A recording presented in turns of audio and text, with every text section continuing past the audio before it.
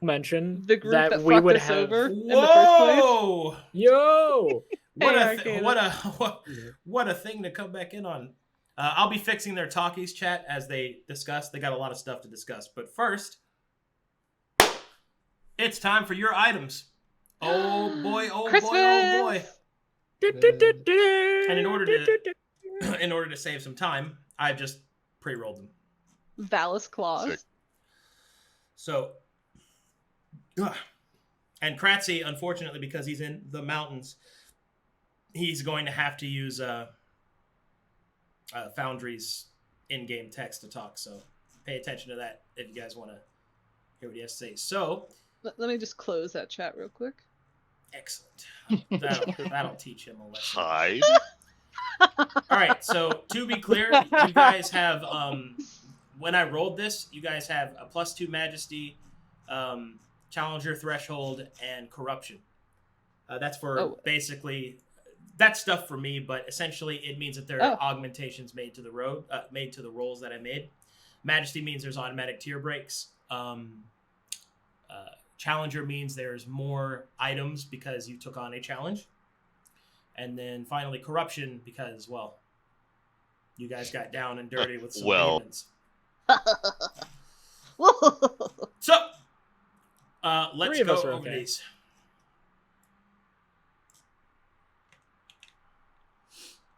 The first item, I'm gonna put it in here and separate that. First item up is... Ooh, I should add music. I'll play the Zelda music. I'll play the Zelda music. Let's see here. Okay, Savant Cratzzy, you have to click recently. away from the integrated chat. Where is it? Dun, dun, dun, dun, dun, dun. You know, I'll just link that instead of like re-downloading the whole thing here. This is the last Thursday of the year, everybody. Happy New Year, everyone. Yeah. 2023. It ain't 2023 I think- yet, you fucking lie. I think we're gonna have a great time. Personally. In Hell 2023 or right now? Yes. Both things are true. Here, have the shop theme for 10 hours. Oh my Great. god. Let me just open up YouTube on my own and find something else. I like how you shared it already an hour and 30 in. Fine. I won't then. I'll play this. I'm sure people would love to hear this. Beyonce. How's that? How's that one? Is that better? Seriously? We don't hear anything yet. You like that? Oh. Oh, perfect. Let me just turn that up. All about me. Perfect. Narcissism active. All right, let's... The world revolves around my character. I actually like the travel song. I'll just play this travel song. This is actually one of my favorite tracks he made. Alright. Anyway, here's your first item. Onyx Trial. Burden cost 2, a +1 Great Axe. The wielder of this weapon switches the governing effects of the Strength and Constitution scores. If both of these scores are the same, the wielder gains a +2 to both of them. Oh my god. That's cool. That's So what that great. means is that strength adds to hit points and governs your Constitution saving throws, and Constitution governs your attack bonuses, damage bonuses, and strength saving throws, and also carrying capacity, stuff like that. All right, next item up.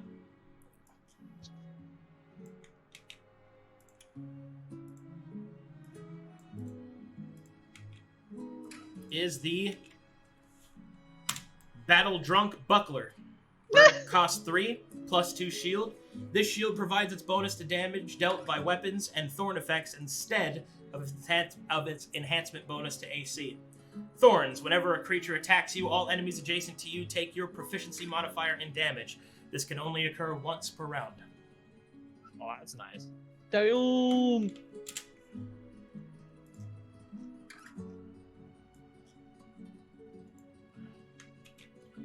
Next one's pretty complex, so listen carefully.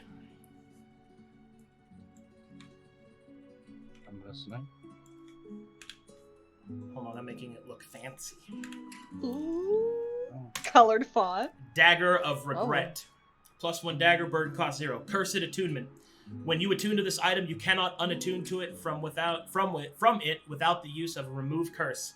And once unattuned, you may never again attune to it. Ever thirsting. Whenever you would attack the first time with this weapon, you may not attack with any other weapon or spell. You must use this weapon until the combat ends. Whenever you attack with this weapon, you must spend 1 burden. For every point of burden you are missing, not from items, you deal an additional 3 points of damage. When you attack with this weapon while at 0 burden or lower, you reduce your maximum hit points by an equal amount of burden from your maximum burden. Huh. So, if you have 5 burden and you attune to this, that means that at 0 burden, you would deal a total of an extra 15 points of damage with every attack with the dagger. Can Sera attune to that? Burden cost is 0? You can, but keep in mind of its other effects. Yeah, I'd have to attack and spend a burden. Interesting. Yeah. If the first time in combat when you attack with that item, you won't be able to attack with any other weapon, and you won't be able to attack with any other spell. You can cast spells that aren't attack-based or offensive, but you can't do anything offensive unless it is stabbing with the dagger. Interesting. And that means that for every attack you make while at 0 burden or lower, you reduce your maximum hit points by an amount equal to the burden that you are missing. So, if you're level 5 and you're at 0 and you attack with this, you would be at, or excuse me, let's say you had 1 burden, you attack with this, so you're at 0 burden, you deal the damage, you deal 15 extra hit points of damage, and then you lose 5 maximum temp HP. And then the next round you attack, you're going to deal 18 points of damage and lose 6 maximum hit points because you're at -1. Yeah, and then the other consequences of negative burden. Yep. What was the max amount of negative burden before you die? There is no maximum, but eventually it just gets to a point that you just die. Because It's almost guaranteed. it's just really bad stuff. Are we talking like 4, 20, 100? I'd say the risks become so great that they're almost unavoidable at 5+. Okay. But yeah. Cool. Yeah, I don't think that's for Sera. Also, something to keep in mind is that maximum HP damage lasts until you unattune from it. Oh, good to know. Yeah.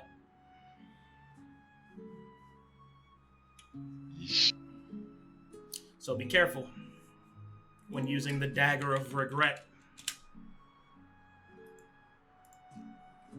Alright. Next up is the Shawl of Whispers. Burden cost 2. It is a cloak. You are granted advantage on stealth checks and advantage on perception checks while wearing this cloak. You may cast the message spell at will. That's cool. That's nice.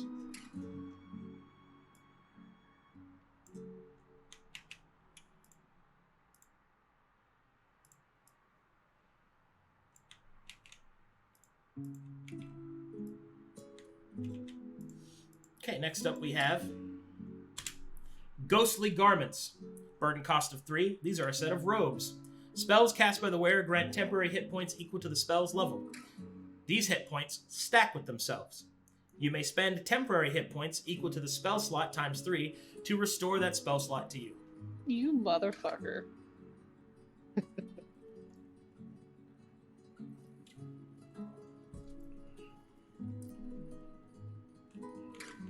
That's a nice Evelyn item. Oh, don't tell me. I need armor. How old is armor? I guess.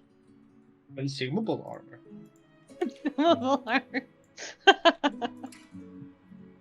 Alright, next up is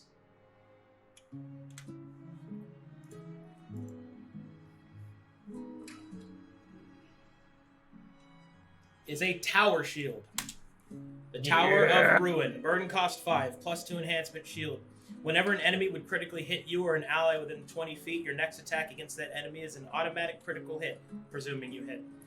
Whenever you would score a critical hit, you may activate the Tower of Ruin and deal your Constitution modifier plus Proficiency modifier of necrotic damage to all enemies within 20 feet. Whenever you succeed on a saving throw with a 20, all allies within 20 feet have advantage to their next saving throw. Yeah, I like Wow. that. Also, That- you'll like this. It has the symbol of the tower from the Harrowing deck, which is the version of the tarot cards that I use.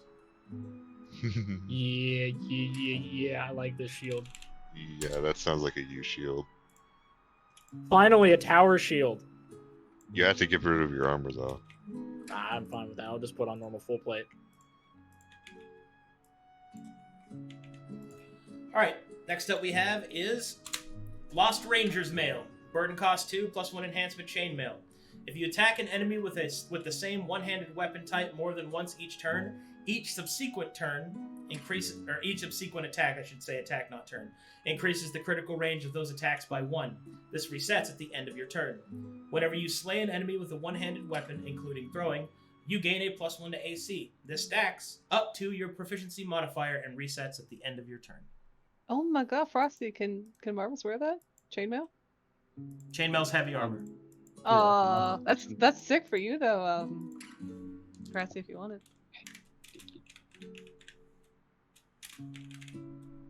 Oh, but Cratzzy always does, I don't know if one-handed works. Ponder away. Yeah. Hold on, I made some mistakes here. Watch.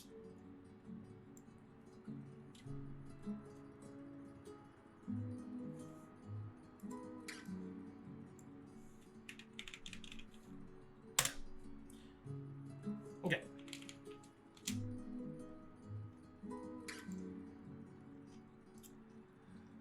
And now for the final item.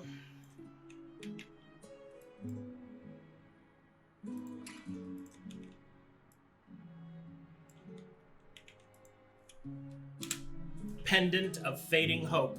Burden costs 7. This item is shrouded and cannot be identified until it is attuned to. Oh.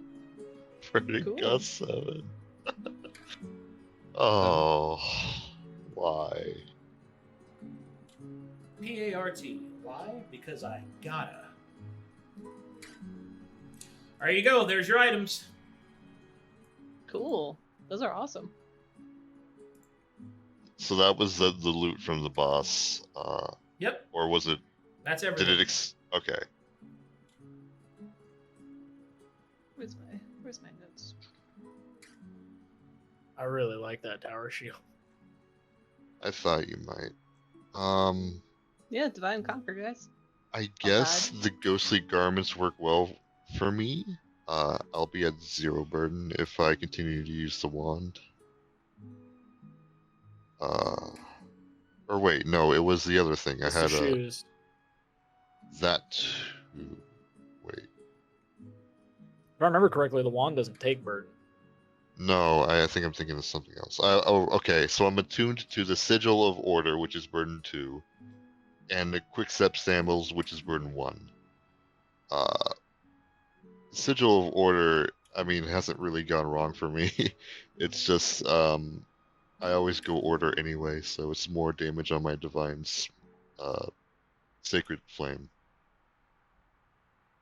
So if I go with the robes, I'll have to get rid of the sandals, or maybe I can just get rid of the sigil.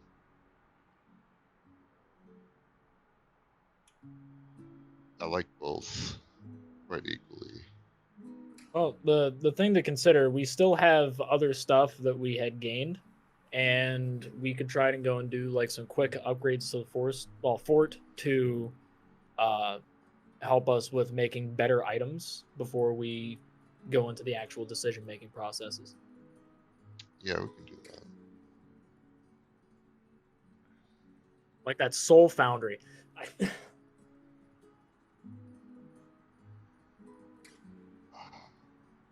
Because we get that, we can break down some of these items, and then Yeah, we resources for other things. we probably need to make something that benefits us like immediately. Have an immediate effect. Cratzy's asking which resources did we spend on these.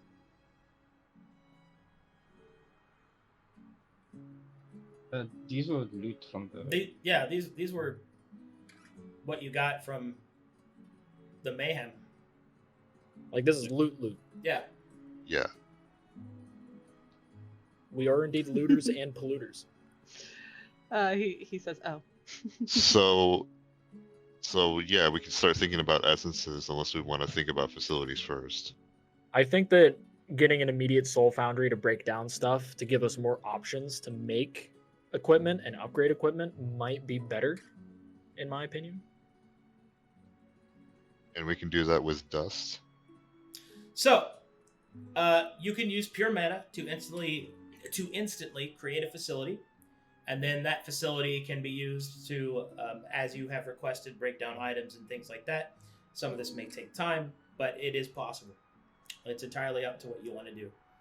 So I would calculate the level, like how much mana you have, and how much you want to spend, and all the different things that you want to do. As for me, you can always ask my advice on what you could do, because you guys don't have access to any research facility to find out stuff. And Valistane and Satir will tell you, but they're going to have biased opinions. So there's a lot of options here that lie before you, and some of it might not be obvious, I suppose.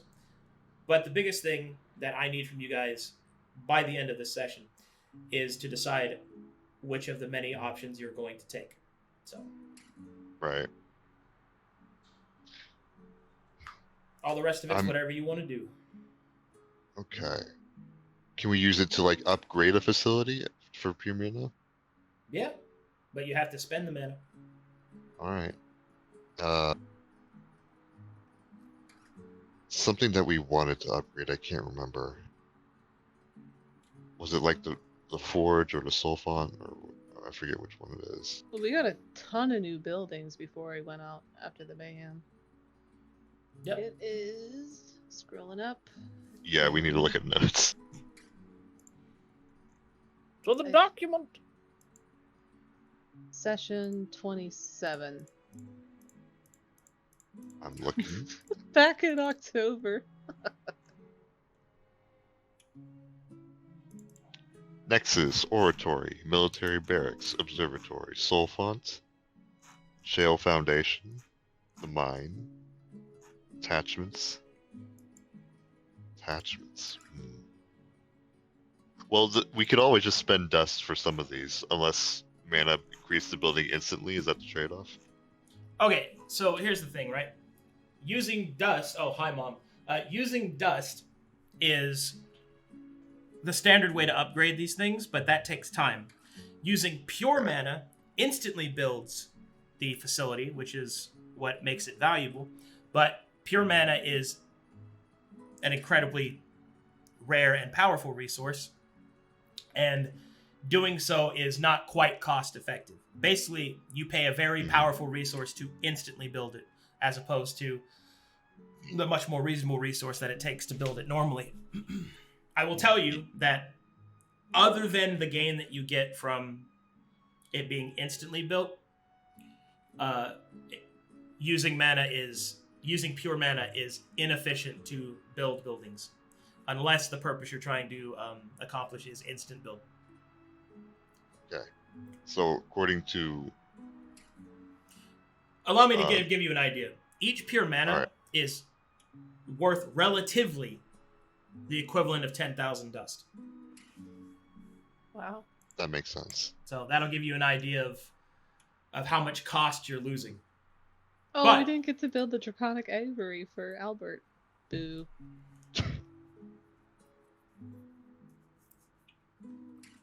Uh, Are the pure mana the same thing as the mana pillars that we haven't used The yet? mana pillars are the pure mana, yes. Okay. What pure mana, that's pure mana's natural physical manifestation is into the pillars.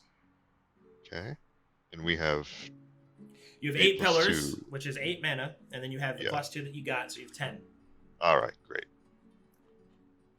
I mean, with so many things to spend it on, I feel like spending 1 on a building isn't so bad unless we... What are you guys trying to upgrade? I missed that. Undead.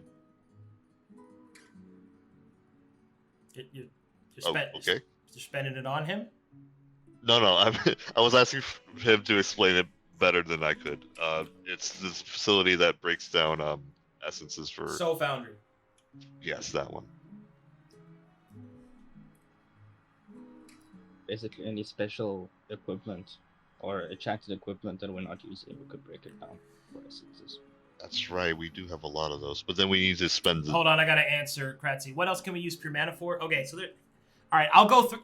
There's a lot, and it would take me forever to go through everything. So I'll just give you some examples, right? You could use pure mana to instantly build a building. You could use pure mana to create an artifact item. You could use pure mana to rebuild a character. You could use pure mana to instantly teleport and travel somewhere with the least amount of interference. You can use pure mana to power a complex. You can use pure mana to create an ally. You can, like a summonable ally. There's just a lot of shit you can do. Pure mana is pure mana. Think of something you can do with high-level spellcasting, and you can probably do it with mana. While you guys think, I'm going to go to the bathroom. All right. I don't think that Wish is. Oh, also, can you guys Oh, never mind. Hold on.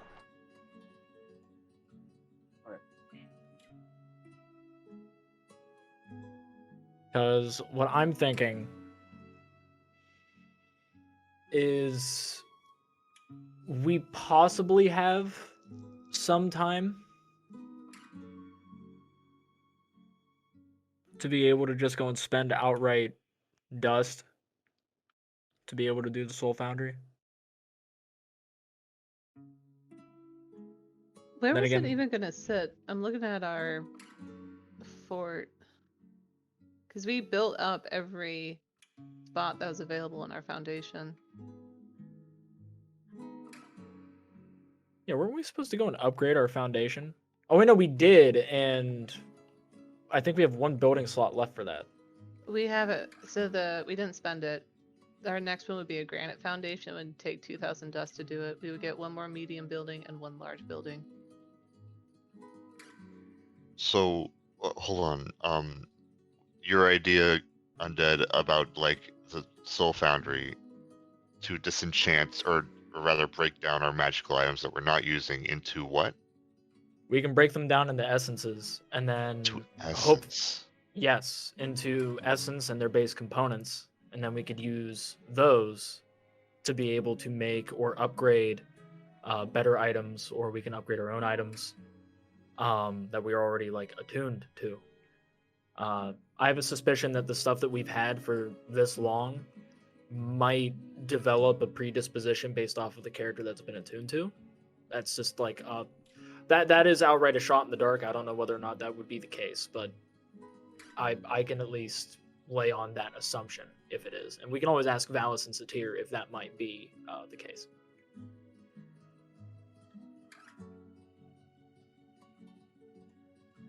I wonder if we can use pure mana to be able to reduce the amount of burden that it costs for items. Okay, so that's a whole commitment to just disenchant every single magic item that we're not using, and then we'll have so much essence that we don't even know what to do with. Like it. From what I understand, like, because I saw like a little bit of the Spirits Rise game, you can combine essences to make new ones. Okay, do we have the capability to do that? They had Nomalos do it. I don't know whether or not Satir and Valis together could do it, but if we have a Soul Foundry, I think that would be our method of being able to combine them.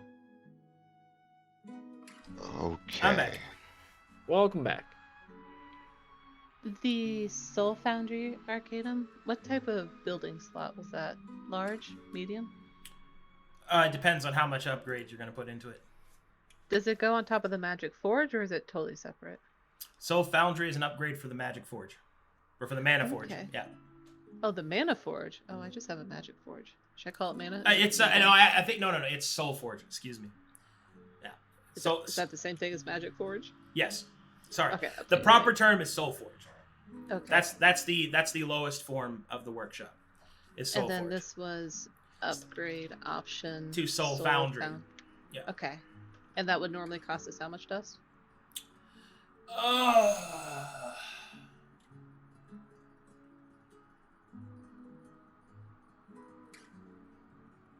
8,700.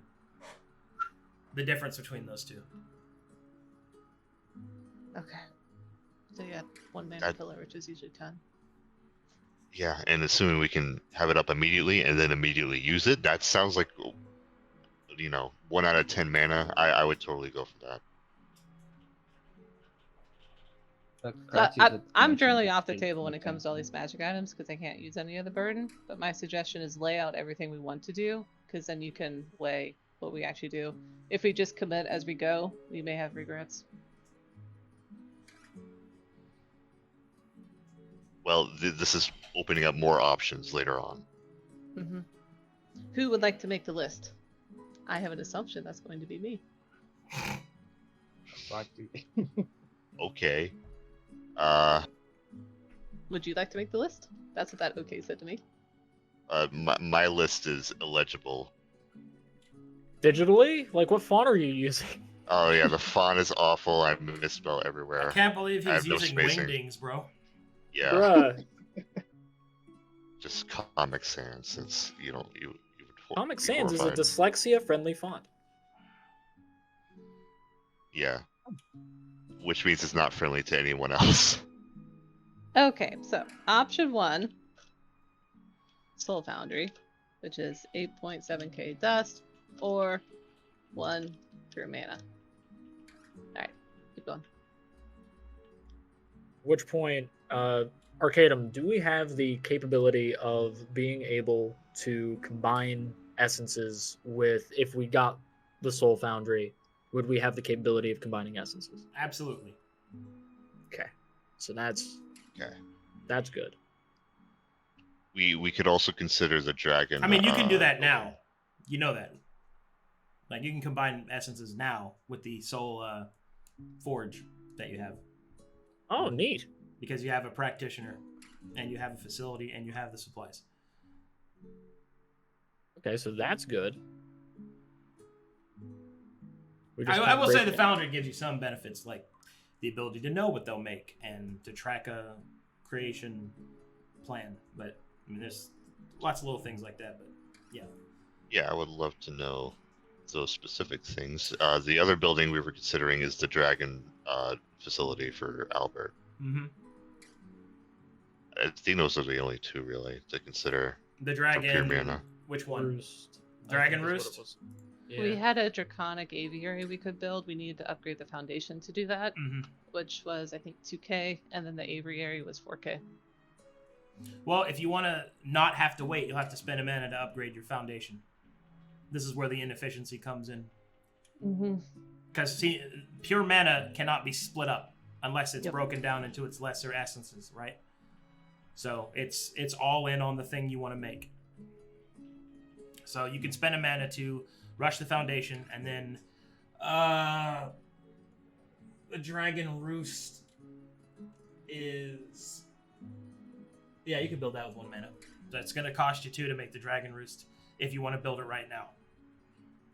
I know what Cratzzy was asking me about. Well, not asking me, talking to me about was his Dragon Embassy.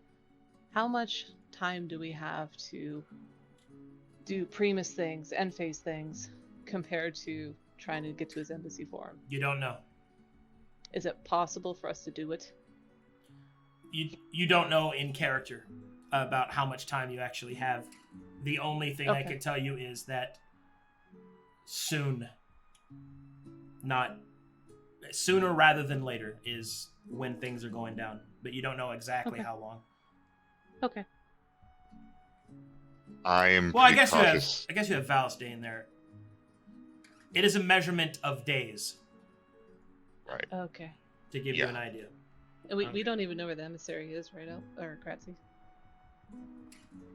Then I'd say Well, I should mention, since you have the mana, you could spend it to find out where, because there is a spell called Legend Lore that would allow you to do that.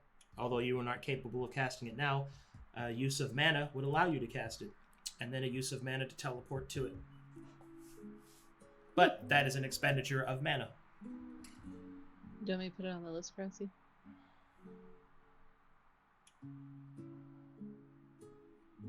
Sure. Okay. Yeah. 1 mana to learn location of dragon. Was it an emissary? I remember it was embassy. Thank you. Draconic Embassy, yeah. Conflux. Okay. Option 2 is on the list. Use a mana teleport to Azure so I can get my revelation. No, I don't think so. I think I'm still pretty confident in the Soulforge upgrade To Soul Foundry. to Soul Foundry. Is everyone good with that? I'm personally fine with it. Oh wait, sorry. Are you committing to it? Yes. I don't see. This is the best option I can think of. You don't want to spend time to think of other options? No other options for the list, is what she's asking. We have 2 so far. We've spent 4 minutes. I don't see anything else that's cost effective for us personally. I would like to reserve one for me, just to like learn about my Here we go. revelation. 1 mana for Marvus Revelation. Because that one's the gimme.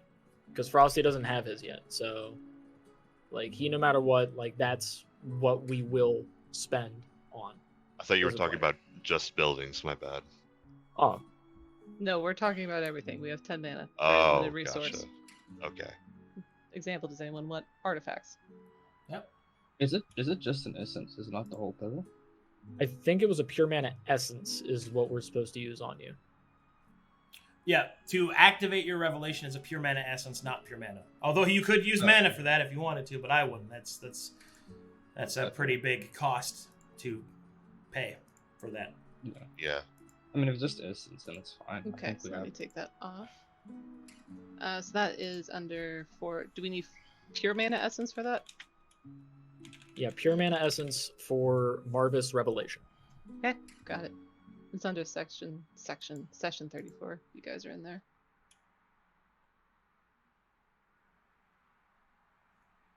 Let's see. This would be a question towards Valisdane and Satir. Upon us entering the aperture, actually no, I'll say it in character just so then it fits in. Mr. Dane, Mr. Fallow, if we arrive into the aperture, are we able to bring a fighting force by chance? Like, can't we, like, if we used a mana pillar to summon allies to help us, or just a big ally? Like, can we do that? Valis will respond with, the Aperture's got a lot of different defenses. A force is too big, it'll be detected, and then you'll have to deal with the whole wrath of the facility coming down right on top of you.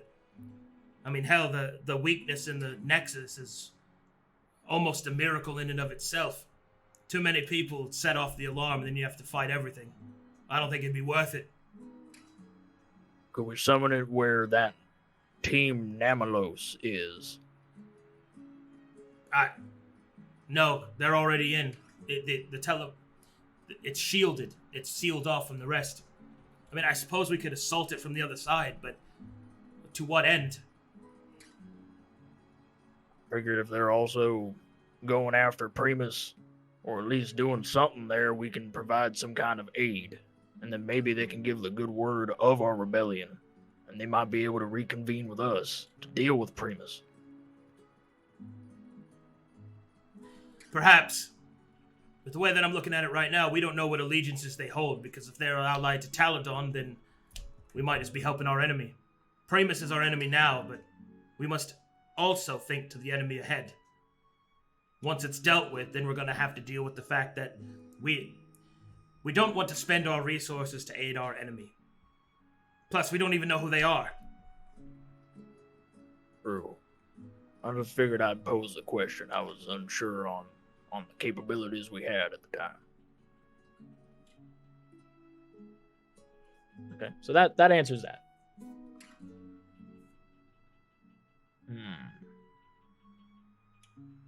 Cratzzy, I thought we had 10. We had 8 from the pillars and 2 that's left from our mayhem.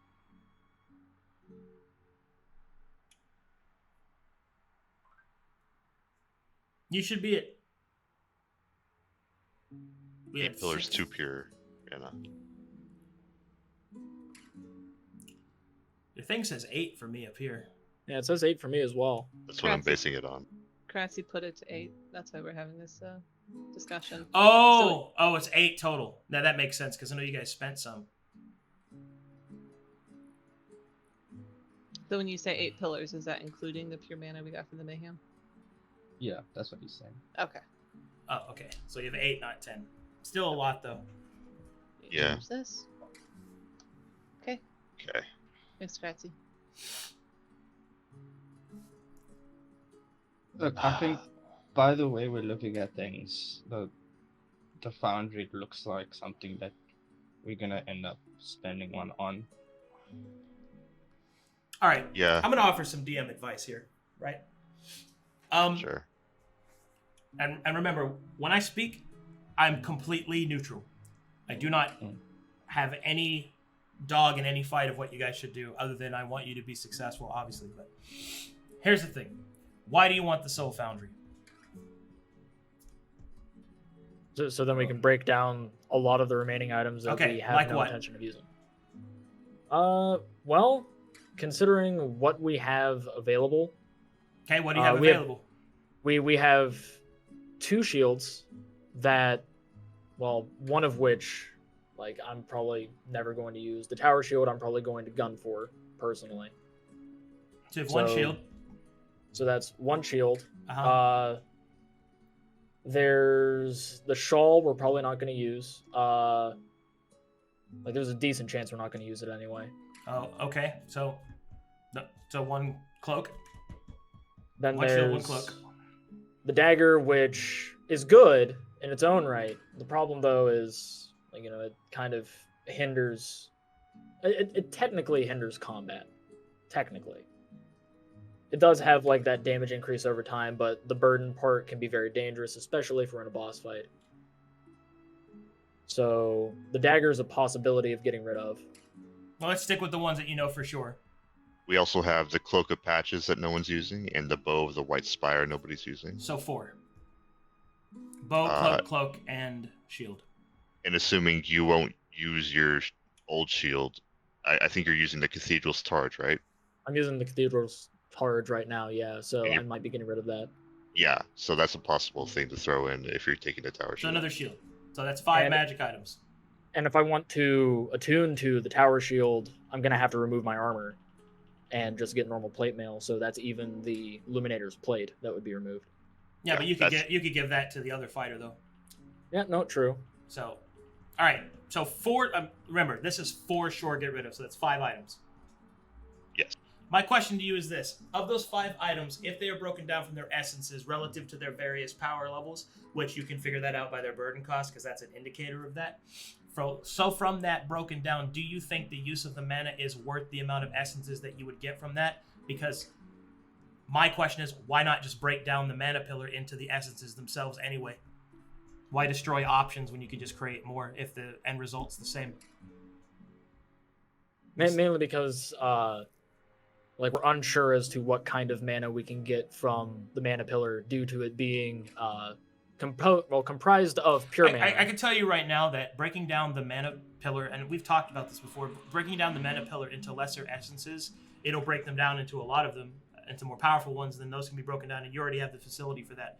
Your proposal so far that I have been able to craft is, let's spend a mana to build, like a pure mana, to build a foundry so that we can then break down items we already have into the essences that compose those items. And even presuming that it's a 1-for-1 and you don't lose any efficiency in it and it's just a 1-for-1 trade-off, that those essences acquired would be the equivalent of us breaking down the pure mana into essences anyway.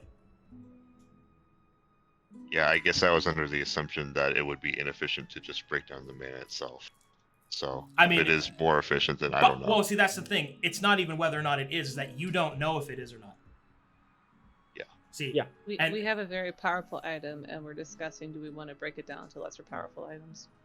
yeah, and It's a short-term loss. furthermore, and this is the the checkmate of this like conversation that I'm trying to get you to see. Why do you want those essences? By what you've talked about is so that you can make more magic items. Or upgrade what we currently have. Well, okay, sure. But at that same regard, what are you going to upgrade that you could use? That wouldn't already put you over the burden cost. Like if you use the tower shield, which is 5 burden, you upgrade that further, you're going to go negative burden. Are you willing to take that risk? You see what I'm saying? Like your whole approach has been, and this is all character knowledge, so it isn't me using like DM shit outside the thing. It's your purpose is to use the mana to make a better foundry for the sole purpose so far that the argument has been to break down those lesser items you're not going to use into essences that you can use to either A, make items, or B, infuse them in items you already have. So let's break down those two options because that's the core root, right? The first one is make new items. What new items are you going to make that you would actually use compared to the ones you already are using? Because the reason you're not using the ones you had before is because they were not equivalent to the power of the ones you're using now. You see what I mean? So how are you going to make an item that is equivalent or more powerful to the item you currently have when the base parts are all smaller items, like lesser items that you didn't want in the first place?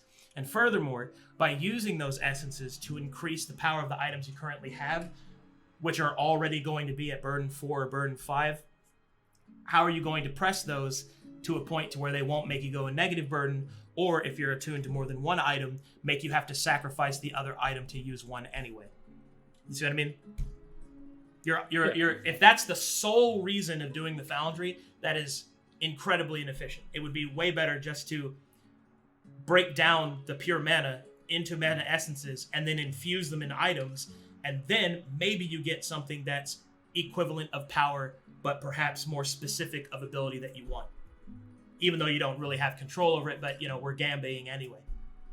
And ultimately, on top of all of that, what is the point of all of that? To give you an advantage in something that you already have, where, quite frankly, have you even discussed what your weaknesses and strengths are? Like, what would your goal be? Like, why do you like that tower shield? Why? Because it's a tower shield? What does it do for you? You see what I mean? It's providing benefits from How? allies. Like, it's outright providing benefit to ally. It's providing... If you roll a 20 on a save? You see what I mean? What, like my no, read. not the save part. So if an enemy were to go and critically hit myself or an ally within 20 feet, Yeah. I can so get a an 20 automatic hit on a roll, if I hit. and it's not an And automatic, then- and it's not an automatic hit. It's an automatic crit should you hit. But yeah, So are you telling me that you're going to go against your normal modus operandi and actually be in melee combat attacking enemies? Because you've spent the majority of fights that you're in not attacking. You've used it to mess around with like flower bombs and shit. I don't mean that accusatorily. I'm trying to get you to see, are you actually going to use the item? You see what I mean? Like what is your actual strategy going to be? well, no matter what, I need to go and be up front anyway. It's just the mayhem fight. I was slowed down. It isn't heavily, just the and I was mayhem already far fight. It's been behind, in nearly every major encounter you have avoided, like, attacking. That's an observation of your actual decisions that you've made. So my question is, the reason you want to use the tower shield is because it would give you an equivalent +2 to your AC, taking it from 22 to 24, which is sizable and respectable, which is great. But its other effect, it has 2 effects. It has a rare effect on a save, which is great when it happens, but it's not reliable. And the second thing, and this is the big one, which is what it's built for, which is that if you're going to wield an offhand and you're going to try and farm critical hits off of enemies in order to do a critical hit yourself, but you yourself, I think I actually calculated this once, you have attacked 60% of the time when you've had an available chance to attack. And that's across all fights. That's not just bosses or specific bosses. So my question for you is pretty simple. Why? Why would you take an attack enhancement item when you're not going to attack? You see what I mean? I see what you mean.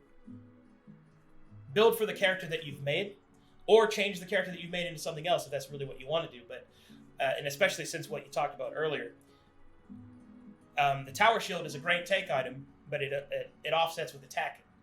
I personally think the cathedral charge for how you've been building is pretty damn good too. If I'm completely honest, I think that the You would also, well, no, well, maybe actually, the buckler's pretty good too, because it gives you a automatic method of damaging by being attacked. But I like that too. That's kind of a trade-off there, I think. So one more thing. My ultimate point is that item takes 5 of your burden. So that means that you will have no other magic item to assist you unless you want to go negative, which is almost always not worth it. And you're an equipment-based character, so you got to make sure that whatever that magic piece of equipment is, that you are getting the maximized value out of it. You see what I mean? Yeah. That's what I'm trying to say. Anyway, please continue. I just wanted to add some advice there. Yeah. I feel like we can put aside the so now that this is put all in context, we don't need to break down a pure mana yet. I mean, we already have essence, and we're told that we can potentially combine them already, what we already have. Thing is, with a more powerful essence put into an item to say upgraded, it will probably cost more burden in that case. Can any of us afford more burden besides the items that we already want? My suggestion is decide if you guys want artifacts. Yeah. You want to give up all the items you have and roll for an artifact. Maybe I can give you guys an additional bit of information by comparing what is an artifact, right? To be clear, an artifact is an item of an equivalent tier break that is still usable at the tier in which it was rolled. Everybody with me so far? So, yes. An example of an artifact would be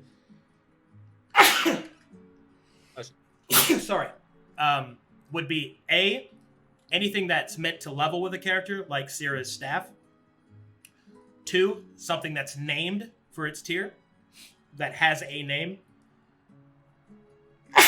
Or 3, one that's been rolled with Majesty, which allows it to be used for a tier in which it wasn't rolled for. Such as the Tower Shield. So that's the equivalent power level you're looking at. I'll be honest, I'm not very tempted by the robes.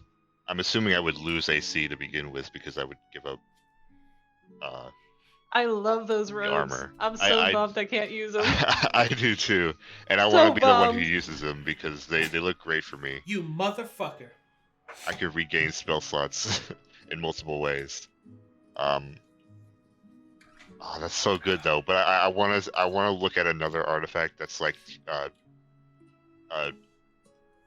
what's the word? Tailored toward me.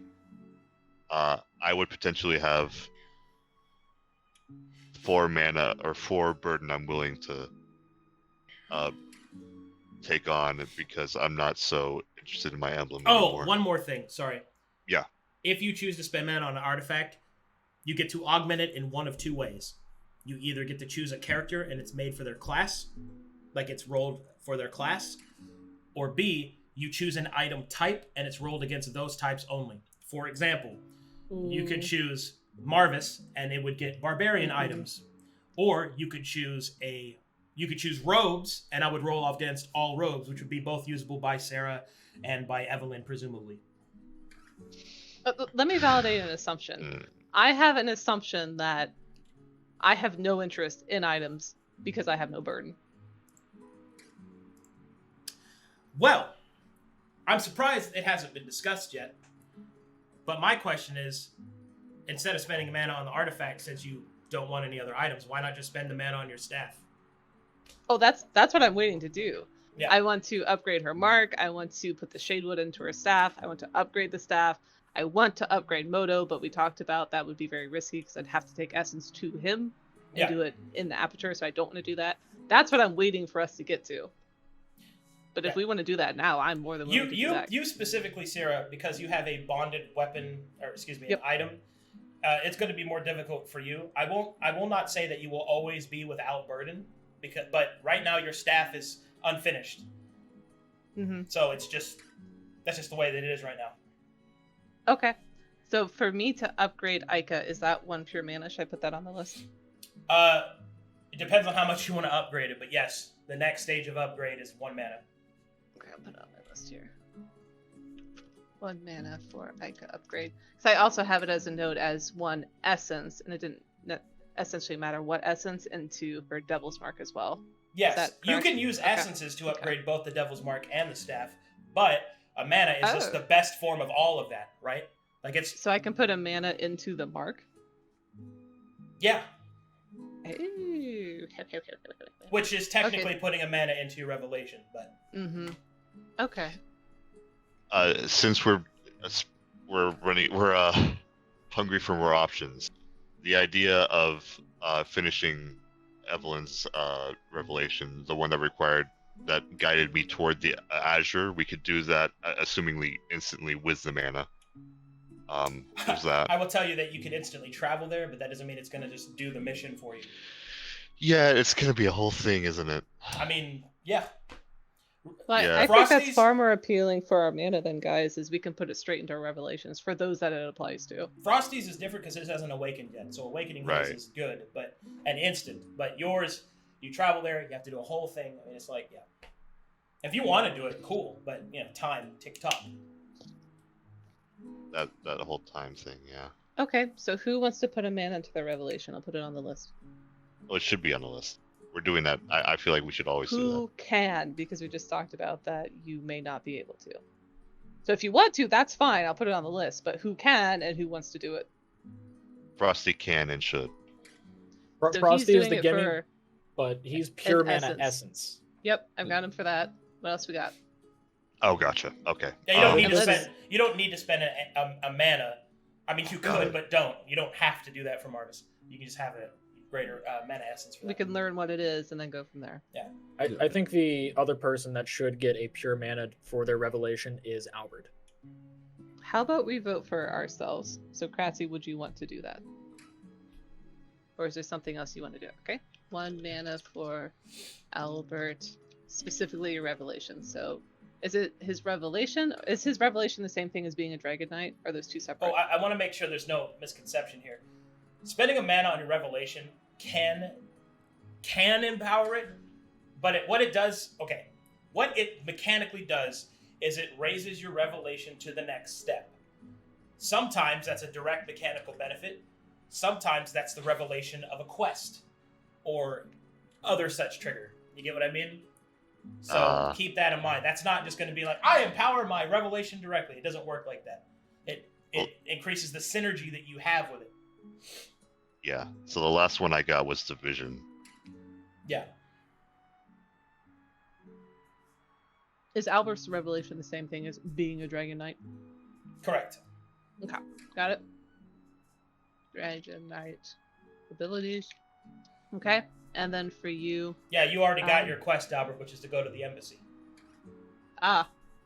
Okay. Dragon Embassy, which we actually have above. And then for Evelyn, it would be going to the Azure. Is that what you're on? Okay. 1 mana for Evelyn Revelation. Curious, like going to the Azure, I'm not gonna know anything else unless I get another vision, so it's gonna be so like uncertain. And then for Sabeiro Undead, would you want to put a mana into his revelation? Yeah. 1 mana for Sabeiro Revelation. Remind me what yours is called? Sorry, I'm eating. Sorrowed Lord. Sorrowed Lord. And did we have a next quest for you? I don't think we did. Nope. Okay. Okay. So that instantly took us from what are we gonna do to 1, 2, 3, 4. 4 things. Let me actually remove 1 mana to. So 1 mana to learn the location of Draconic Embassy on Conflux. Is that essentially the same thing as 1 mana into Albert's Revelation?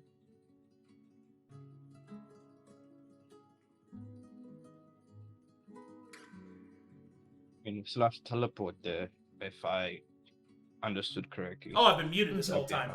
Mm-hmm. That's for you, Arcadum. I'm sorry, I've been muted this whole time. I was trying to guide you guys away from that a little bit because spending a mana on Albert's revelation would reveal the location of it, yes, but that would be not a efficient. That would be a grossly inefficient use of a pure mana. of pure mana. But- Okay, So- that is a note. But you can use mana essences on revelations to kind of try and do the same thing. Okay, so let's see. Not efficient. Use pure mana essence instead. So let me come up here. We have 2 of those left. So 1 for Albert, Draconic Embassy location. All right, look at us go. Okay, so Yeah. that means Well, just to clarify, Albert needing to know the location of the Dragon Embassy, is that the same thing as me needing to know that I need to go to the Azure for the same reason? Yeah. Yeah, so the difference between me and Albert is that he didn't get his, revelation vision, and I did. So, technically, spending a mana on Albert is less efficient than me, but it still takes time, and All right. I wouldn't be like... Let me put it this way, all right? Because I want to make sure that we're making good choices, and that is the first thing you got to decide if you're going to do all that stuff is, are you willing to spend the time to do it? Because going to those places to enhance your revelations is a perfectly fine strategy, but it is going to take time. I also need to prepare it, but the point is that it's going to take time from the end phase tracker that you have right now. Yeah. Could we use a mana to perhaps know the exact time we have? No. Okay. all right. That was a great conversation. What else do we want to use mana for? I want to create an artifact. I want to see if I can get a cleric-based artifact. I Okay. think I'm interested in that. All right. So what I hear is there's essentially 2 ways that you can go. You can have a collection of smaller items that take your burden, or you can have one big artifact that takes your burden. I'm willing to shed Okay. both of my Cool. items for something that's really good. I think that's great. 1 mana for Evelyn artifact. Okay. Does I'm anybody else want to queue up for an artifact? I think that might be a resounding no. Want to get crit increase somehow, but don't want to switch out my current chain. Okay, so no, Mm. Albert just okay. So that means we're at. Yeah, Okay, I think some of you have. have good item setups. It's just that some of you don't have your linchpin item, especially the equipment-based characters, such as Sabeiro. Because Albert's already got his glaive and a good set of armor, but Do you want to go Yeah. with the tower shield undead, or do you want to try to roll for a different type of artifact for what you're trying to build? Honestly, if I can get good full plate, I Okay. mean, like nice full plate that boosts my AC up just enough through its enhancement bonus alone, then I could actually go in 2-handed. Oh, sick! Yeah. I can use that great sword that I've had since the amphitheater. Would you be more interested in an artifact level greatsword or an artifact level chainmail? or plate mail. Plate mail. I would say artifact level plate mail. 1 mana for Sabeiro armor. I'll put in parentheses or greatsword. Artifact. Okay. Because if it's a great sword, I'm gonna do it to the one that I already took from that trophy room. And we have plenty of mana, assuming we do most of these, left over for in combat grand spells or summons. We're at 5 out of 8 right now for options. I have a question for you, Arcadum. I've been Mhm. thinking about this for months. My Keymaster Yep. subclass. Yep. What can I put into that to enhance it? Is that essence? Is that a mana? That's levels, but no. In addition to that, you could get class-based items. That's the best thing to do because there are keymaster items that you could roll. so. Okay. Okay. No. And then second question, same vein, enhancing spells. I believe you told That's me in an the past that oratory. was using, That's an and we oratory. have one, and I've got essences. And you've got essences and you've got mana. So Ooh. you can also use that to discover new spells, all kinds of shit. One of the things that I dislike the most is the amount of prepared spells that I have. How can I go about increasing the amount of prepared spells? Spellcaster items. Okay, which potentially take burden. Yeah. Look. Okay. I But think, I think could honestly, potentially make before new you spell. do anything item related, you should just focus everything in your staff because that's your Okay. thing anyway. Yeah, I agree. Just asking the questions. Yeah. So I could potentially do a new spell if we have essence left. Yeah. Have that. Okay. Back on our mana list, so we're at 5 out of 8. What else do y'all want to do for mana, or do we want to actually start moving on stuff? If Please go ahead. if it's not like too much of an issue, I believe I need a better weapon than what I have now. Oh, I'm sorry, Frosty. I didn't even ask you if you want an artifact. I'm sorry, I'm over here being rude. No, that's all right. Yeah. Would you like an artifact? Yeah. Okay. I would like to know if I could take one of my weapons and work on that to turn it into like an artifact of some kind. If that's fine. Yeah, I mean, you can infuse. I will tell you that infuse is less efficient because you have more control, but it's still worth it. I mean, it just depends on what you want. Gamba's always at full strength, I guess, is the catch-all rule. Right. Okay. Question for artifacts. Is it cleric based or acolyte based, or can I choose? So, if you're using a pure mana for an artifact and you choose your class, it rolls on the cleric table, and it also increases the chances of you rolling on your subclass table as well for any items that have to do with that. I'm assuming any other subclass is off the table. No, they're still on the chart. It's just that your actual subclass has a higher chance of items associated with that. Okay. It's all still a random roll. It's just an augmented one.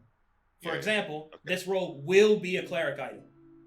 There is a higher chance it'll be an acolyte item, but there is still a chance it will be the other subclasses. Yeah, because like I'm hoping at least because of the randomness, but like something that affects like my font call instead of like my order chaos fluctuation. So I do think I want to roll for that. I think I'm guaranteed I want to roll an artifact for me. That's not to say everyone else's is valid. I'm just thinking about myself, so sorry. No, that's great. So once more, to explain the rules since Albert asked, the artifact rules are you either choose a class, which uses that person's subclass, whatever. So if you choose a person, it's based off their class. Or you choose an item type, and then it rolls for that item specifically, that specific type of item. So, like, you could choose Greatsword, and then I would roll against the whole Greatsword table, which has all kinds of different classes that can work with that. But no, you don't get to control how much burden it is. And artifacts means it's going to be a high burden cost. It won't be more than you can use, but it will be high. That's what the definition of an artifact is. Yeah, I'm pretty confident cleric. I don't care if it's a robe or a sword or an emblem. So yeah. Okay. So we're currently at 6. I actually vote we move forward because I think these are all great ideas, and then we can go character by character. Let's What do go y'all think? committing time. Oh, shit. Yeah, everyone's so excited. So I lit to fear commit. It's rising. All right. Well, then let's get this party started. Okay, yeah, looks like we're in. So character by character, we got 1 mana per each. Well, yeah, we're hoping to have some mana left over. Oh yeah, we've got a couple more than that, but Okay. Okay, let's get this party started. First up, we'll start with Evelyn. What do you want? I want a cleric artifact. Okay. Spending 1 mana, confirming. confirming. Okay. I am confirming. All right, let's do this.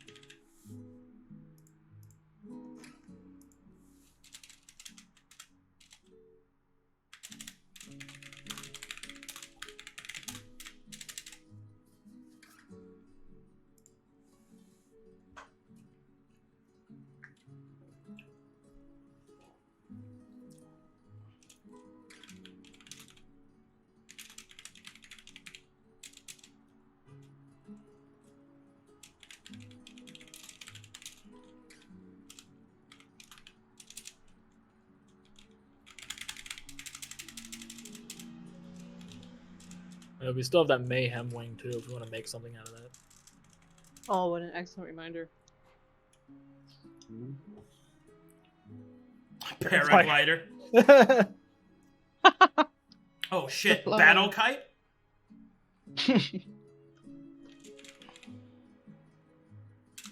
Imagine being Sephiroth. Get fucked, Sephiroth! I'm gonna put an essence into my sword and make it 3 times longer. Nice. I'm gonna make it horribly inefficient at fighting people and more efficient at fighting horses. Stand back, my reach is 20 feet.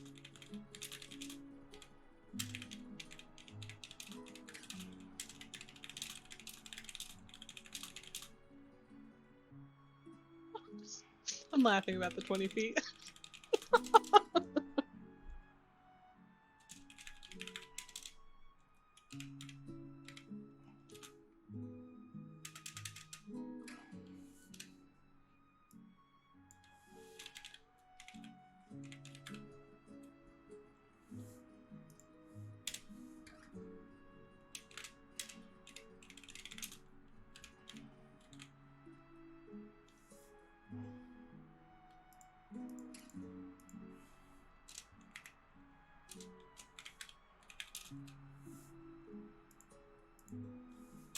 Jesus Christ.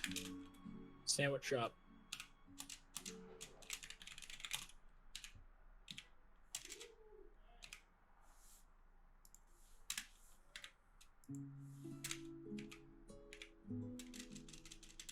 Damn, Nooya, your item is just full of text. You're like a magic card. This will It be just the. keeps going. Can't wait. Costs 4 colorless and 2 white mana. Grace's last fuck. So, using pure essence would unlock Frosty's revelation. I assume we can use more to unlock more of it. That's the plan. Yeah. Open it so- up and then go from there. So yeah, it would be nice to have that. Well, something that we should keep in mind, we don't know whether or not like using more in a short period of time might cause the same issue that happened with Rion when Sabeiro was just overloading her with revelation stuff.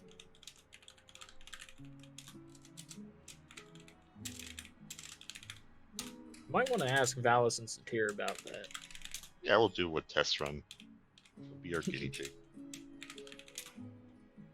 He's having a reaction. Give him more. Like, our response is good, right? Alright. Foaming The at the best- mouth is good, right? The best cure for a headache is, of course, morphine.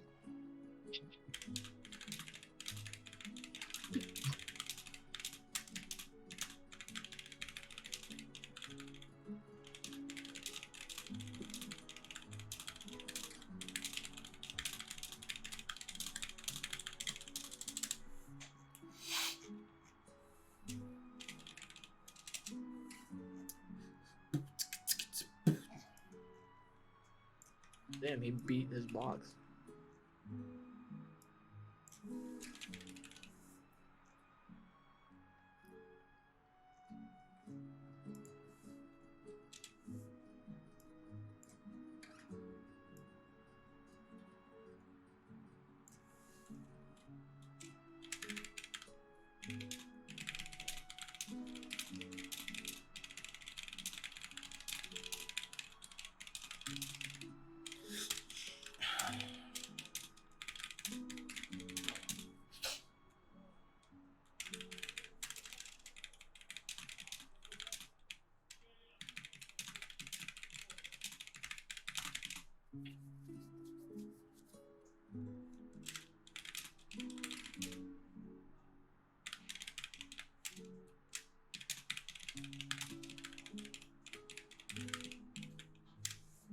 Also, we should consider we have primordial lessons too to do stuff with.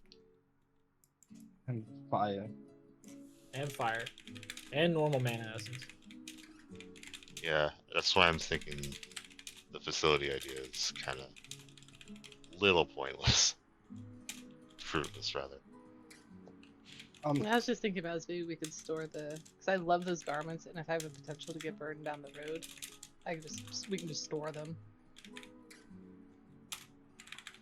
I'm considering like adapting my request from being instead of weapon based to being armor based, and then just asking for a +1 enchantment weapon instead. Because light armor, I think more people can use overall.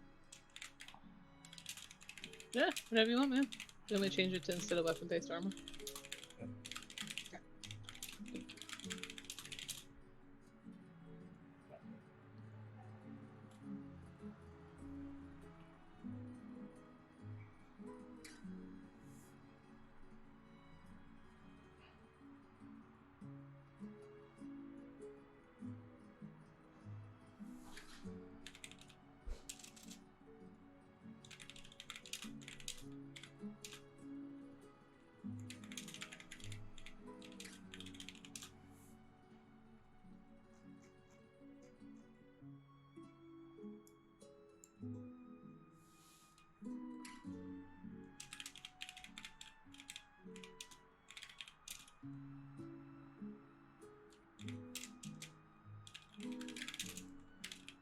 Oh shit. Okay. There we go. Finally, Jesus. You ready, Nooya? You strapped in? I don't think I am.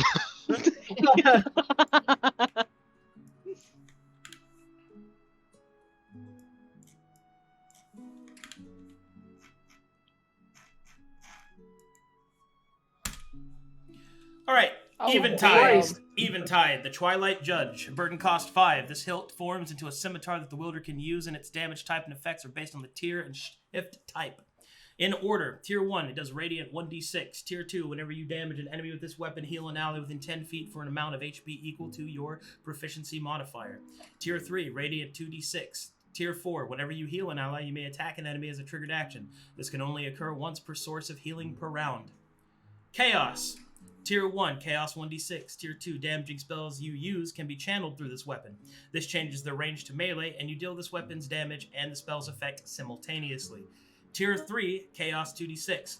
Tier 4, whenever an enemy takes damage from one of your spells, you gain a +1 to damage per source, +1 to damage with this weapon per source that triggers. This damage stacks up to your proficiency modifier and resets at 0 at combat's end.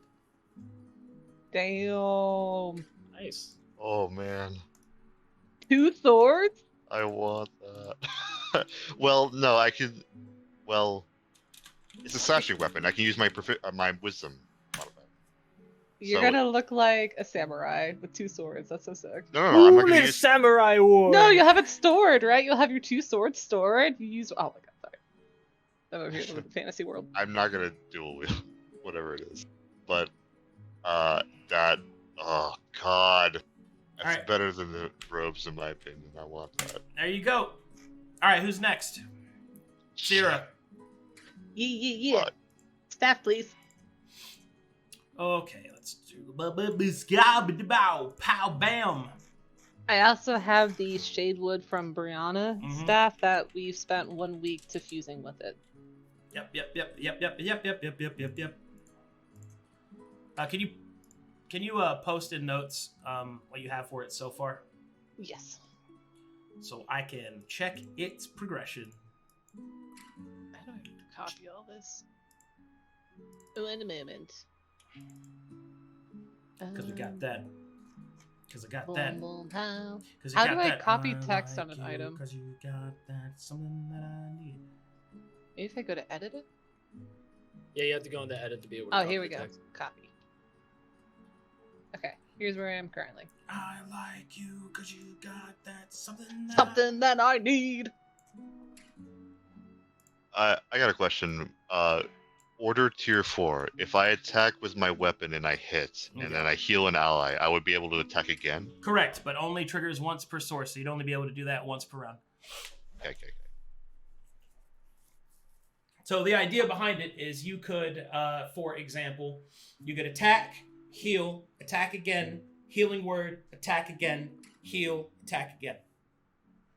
Oh, it's like that. Oh man. That's even better. Shit. Oh no, once per round, so it'd be three total. Three. Gotcha. So it'd be normal attack, heal, attack, healing word, attack.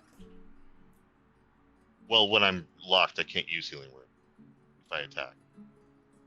Well, that's true. So they'd have to find, or like a It heal would over just be time. two. It'd be like a heal over time then, if you had a heal over time tracking, or shit like I that, see. or if you had the martyr thing. But Yeah. I digress. I ain't no martyr. Fuck that. All right, time to jack up. Time to get juiced.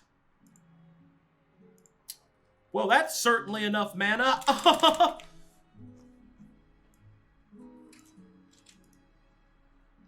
I like you when you got that, something that I need in my life.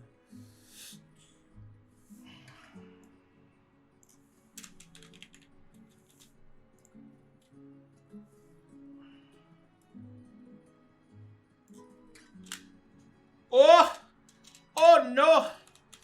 That's gonna be good.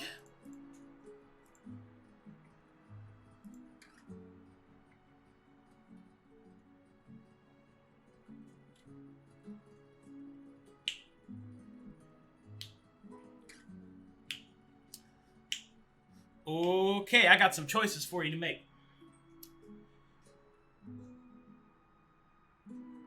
Molly, Yes. I got some choices for you to make. I'm waiting. My ears are open. So, first up,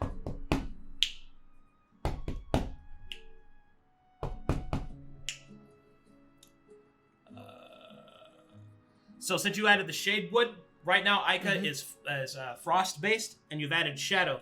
So, would you like to lean into shadow or frost? Frost. Okali, that works for me. Oh my god.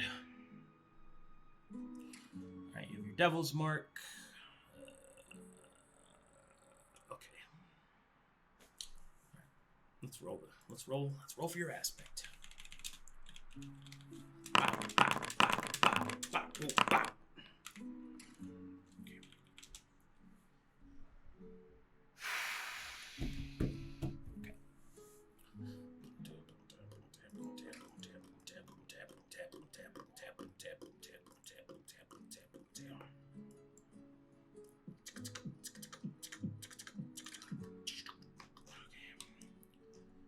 Whoa. Sorry, Billy. Looks like you're in a little trouble. Looks like somebody's gonna get ass eaten.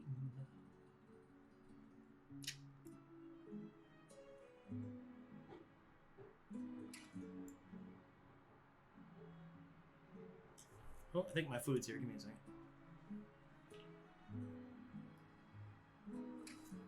Oh, no, it's not. They still haven't picked it up. Bamboozled. I ordered this like an hour ago.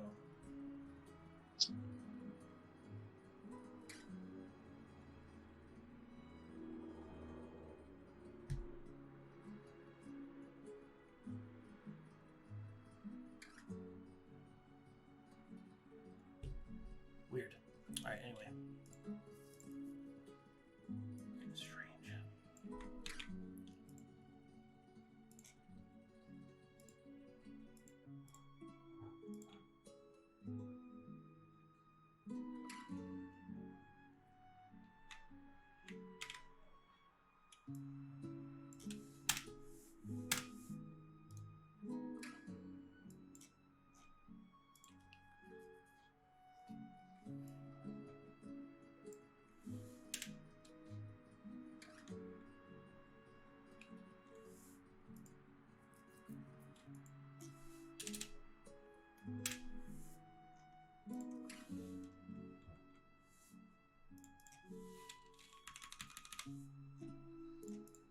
Okay, let's do this.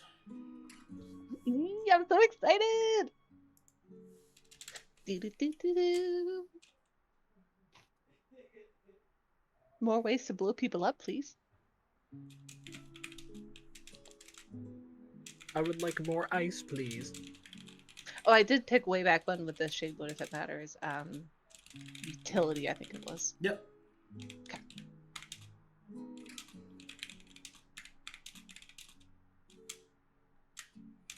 More ways to turn people into popsicles. Por favor. I haven't had a popsicle in a minute.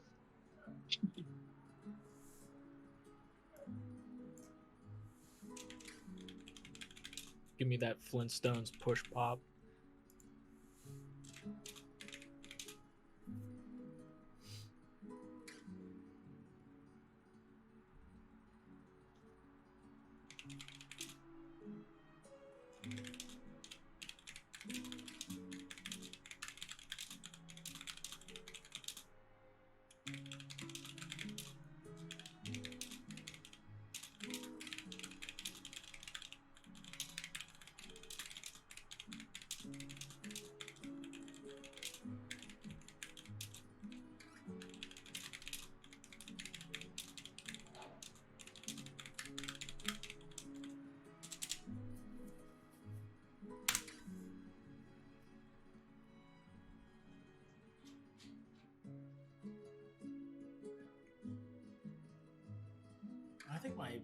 I think my neighbors are moving out.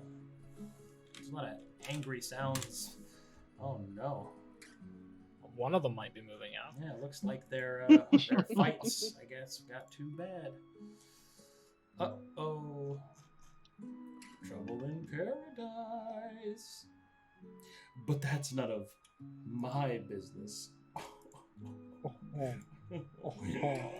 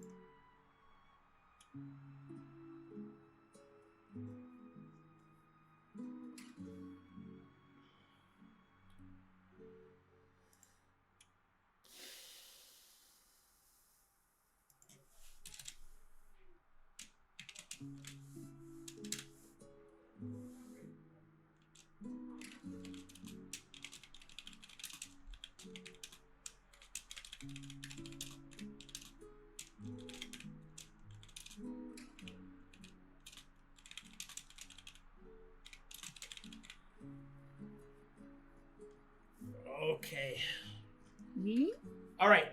So here's your choice. So as you have focused into Frost, you have a couple of choices here, which is your aspect. So up to this point, you've built the base of your staff. Your aspect is the engraving that's placed along the side of the staff, right? Since the material that you've made and your soul bound is to the frost, the aspect depicts what kind of frost this is. So your choices are Ice Devil, which is a devil that uses ice, and an Elemental, which is purity into the elemental side of it.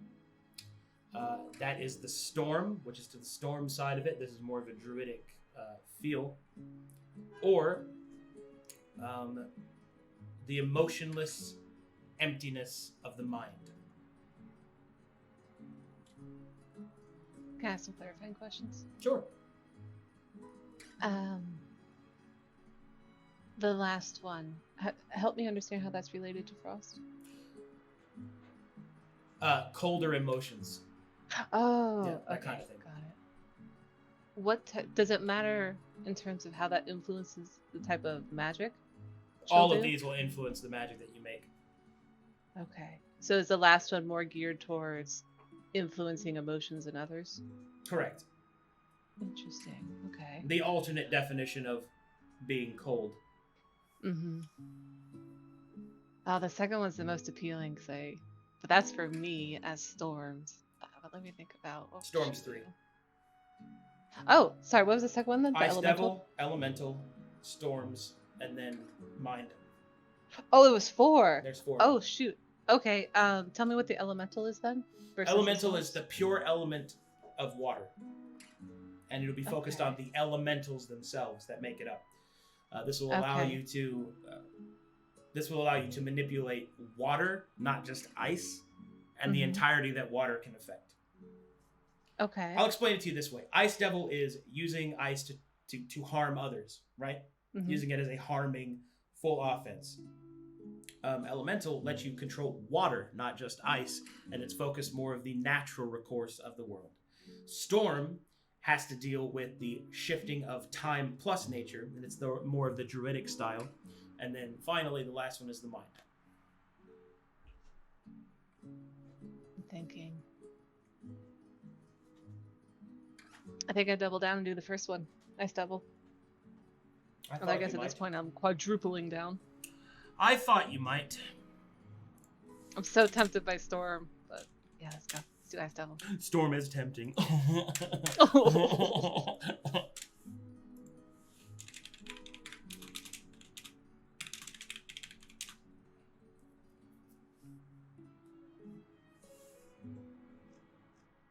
Oh, shit. If that's the case...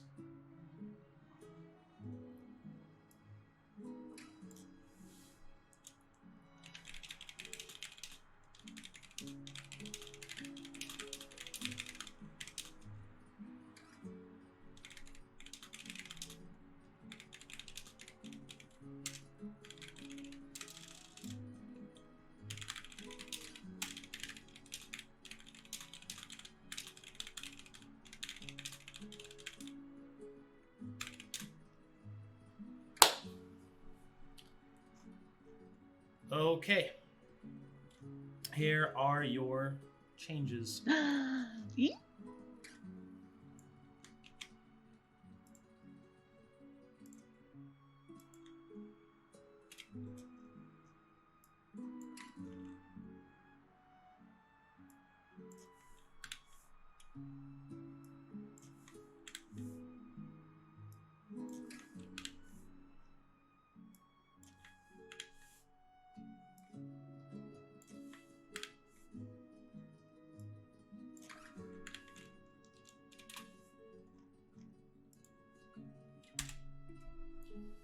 Ica, the Relentless Rain. Taladonic Staff, max burden is always set to 0. Soulbound, permanently attuned to Sera. Aspect, Ice Devil, +1 enhancement. Punishing Frost has been changed. Whenever you would deal cold damage to an enemy, that enemy takes an additional amount of damage equal to your intelligence modifier. Oh. The White Watches, that works the same. Shifting Snow. Whenever you cast a Frost spell, you may cause the square you are standing in to become thick with ice, and it becomes difficult terrain and acts as a tripping hazard, using the Grease spell as statistics required. Cool. Spellcasting. You may cast the following spells: Rays of Biting Frost, which have stayed the same, Gust of Wind, and then the third one is Crashing Ice, which is Fireball, but as a cold damage spell, 3 times per day for long rest. Yo. That's Dude. nice. So with that, now that she has a cold ball, combined with, let's say, Undead takes the Buckler Shield, or the Thorn Shield rather, Frosty has the ability to do area damage with his Rage, and I can heal everyone nearby. If we just go with a Death Ball comp and then go into the Stronghold or the Storage Facility, then we'll be mowing down minions left and right. I want to. We do so go much with that. damage, you guys. All right. Oh my gosh, that's so exciting. Okay. Next go on. up. I'm gonna mute while I freak out. Sabeiro. Artifact plate mail. Okay.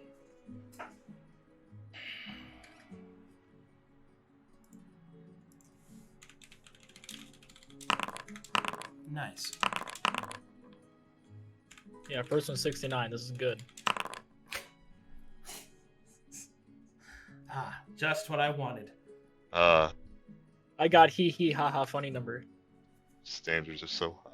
Where the hell is this fucking dude, man?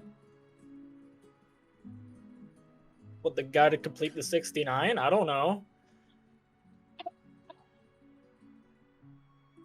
God damn, my childhood brain just kicked in. that this is schoolyard humor. Wait until I get to the adult humor where I talk about urinals. We already went through low-hanging fruit, and we already made fun of Albert for that. No one else has low-hanging fruit.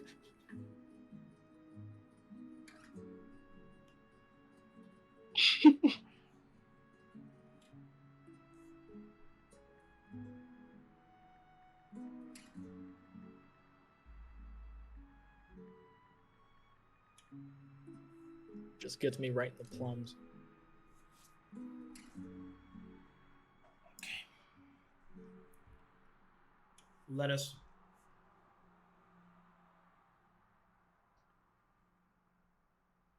Pardon. What type of Taladonic staff is this now? Like what tier? Well, it's still a novice's staff. It's not. It's almost done though. Okay. You've chosen your aspect, so last thing you need is your adornment, and then you're good. It's almost complete, Billy. So that means Would adornment take another mana? Yes. yes. That is something that I say should be on the table. Like, Yeah. Having a fully upgraded wizard that can go, hey, by the way, here's a fireball that's not a fireball. I'm the person that put a rock in my snowball. Take this.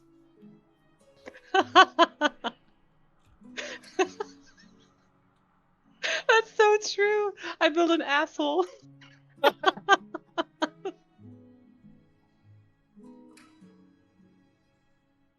Like, hi, other groups. Don't mind us. We're all wearing artifacts, wielding artifacts. Just don't mind us. By the way, here's a massive snowball with a boulder in it.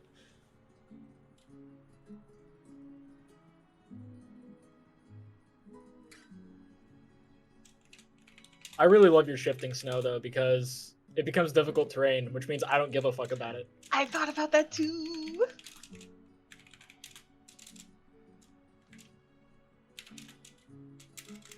It sucks it's only one square instead of like the squares around you. But she could teleport too, so over time I'll just create this little snowdrift. Yep.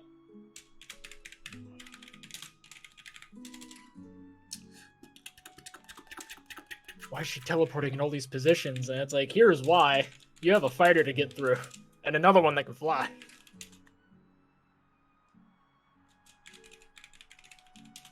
Oh, so is the shifting snow, was that from the Shadewood? The utility? Yep. Cool. Eee.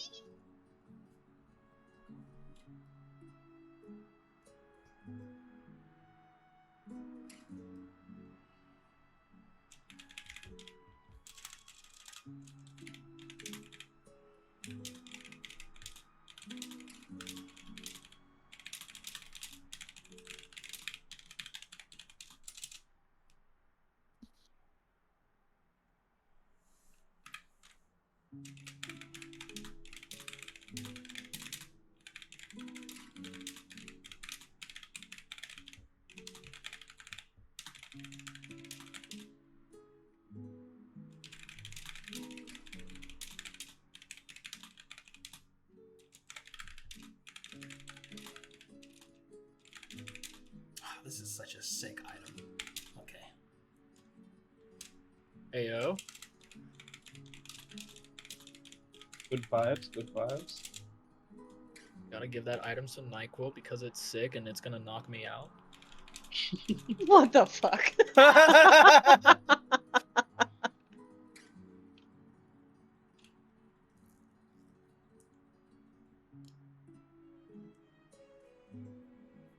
finna bust.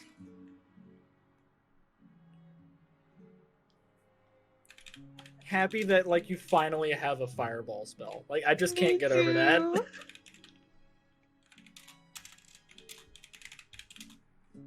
But I love how it's two like originally fire-based spells that are cold. Nothing necrotic, nothing acidic. Ice so or cold it's poisonous. hot. You're just like, nah, I hate fire that much. I have diet fire. Like, I think I actually only have like one fire-based spell. yeah, that's your flaming sphere. Yeah, yeah. You must I hate do. it. I got my chromatic orb so I can at least change types, but But Flaming Sphere is probably like Sera's least favorite spell to cast because it's not ice. I actually love it a lot because I could do so much with it. Mechanically, awesome. Like, Mhm. outright. And as a spell, great spell. It just sucks that it's fire and it's not ice. Why aren't you on theme? The mage is wearing all blue. That means they cast only ice spells, only throws fire spells. It's like, why are you wearing blue then? It's my favorite color. Fuck.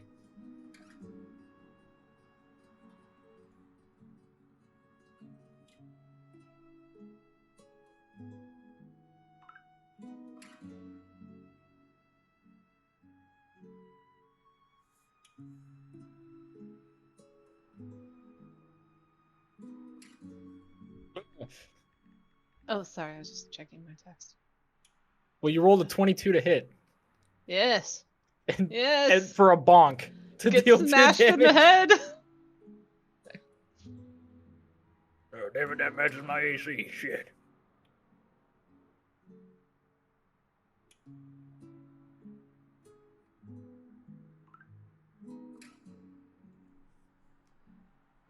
Okay.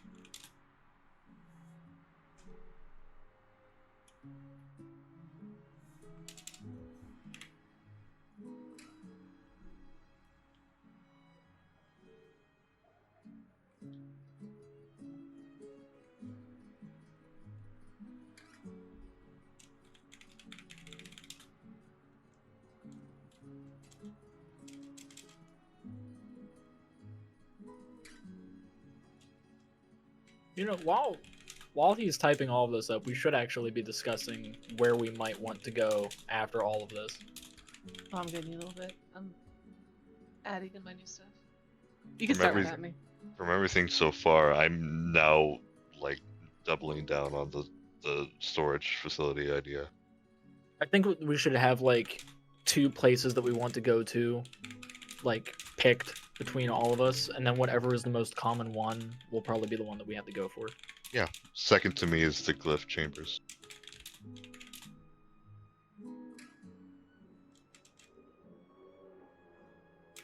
Storage is the one that should have more enemies, but us going there lowers the amount of enemies across the board. I want to mow the lawn.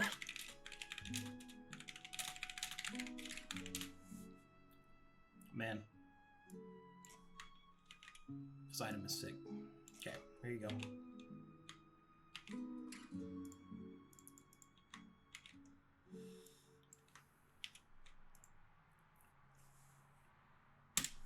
Armor of the Vagabond Knight. Burden cost 5, plus 1 plate mail. Following effects may be used once per combat. Attack an enemy with a weapon you have sheathed without needing to spend the action to draw it. This attack is at advantage. Use a reaction to reduce damage from a weapon attack by an amount of damage equal to the total armor bonus of this item. So that's a 19. Succeed on a saving throw you just failed as a triggered action. Drink 2 potions at once instead of 1 whenever you would drink a potion.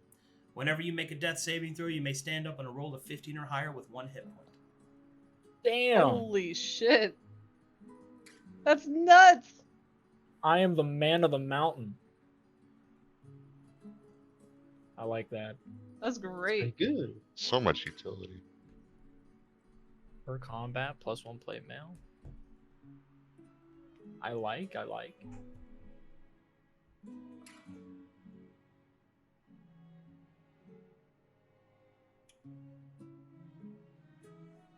Yeah, I'm grabbing this.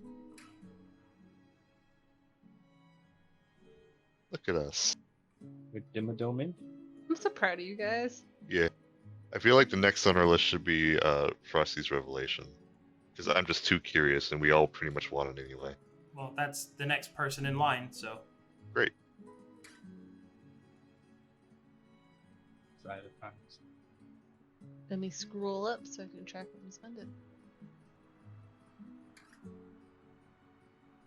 Hold on. This means I might need some extra potions.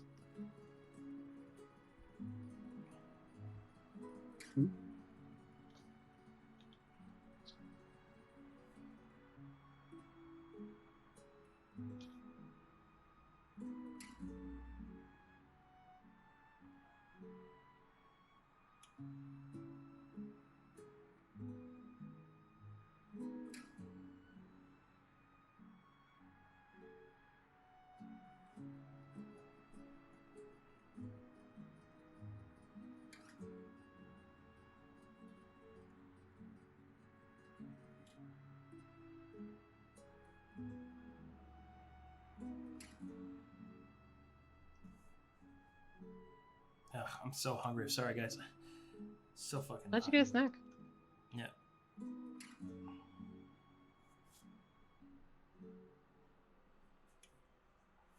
Oh Okay. my, guys, give me a moment, please. I know I'm excited, but something just happened. Oh, Mhm. okay, buddy. I'm gonna go grab a snack. Be right back.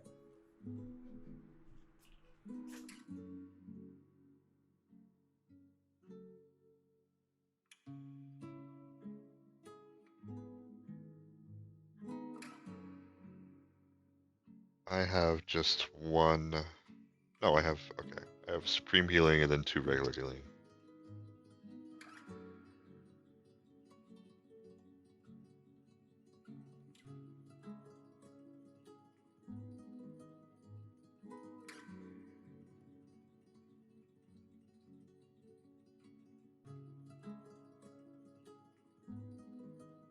Albert, do you want to trade a greater for a Supreme?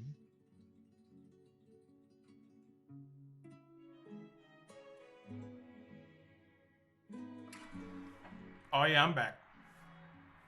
What we snacking on? I think Supreme is better than greater. I for got potion. Ritz peanut butter crackers. Ooh. I love these things, man. If I had a vacuum sealer, I would make my own though.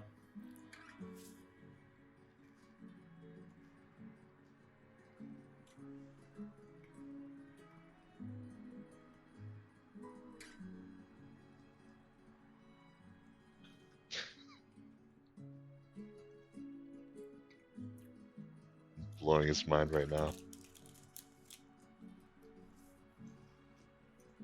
I feel like he might need it more than I do.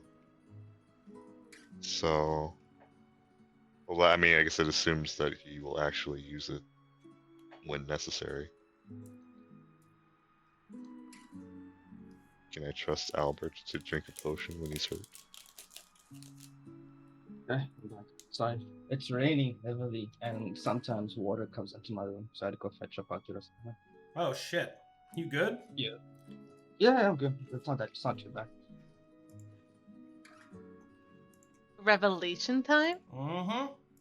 Eee. Reveal! Oh!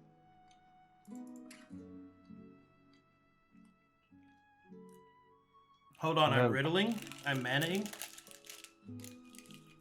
What am I supposed to do with this? Eat it?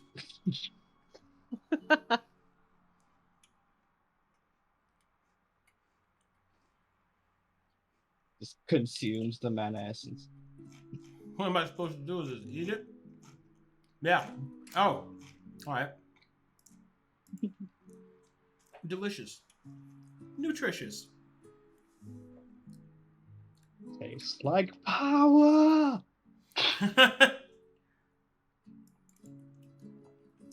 Alright. Let's do this.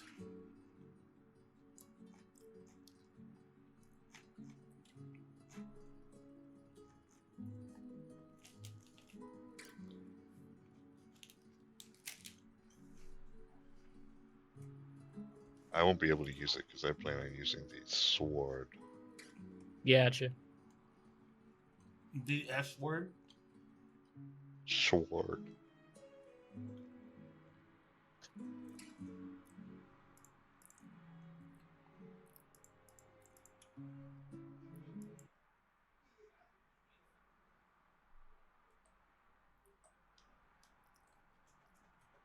All right, you ready, buddy? Ooh. To be clear, you haven't found anything about your thing yet, right? I know nothing. Okay. There we go.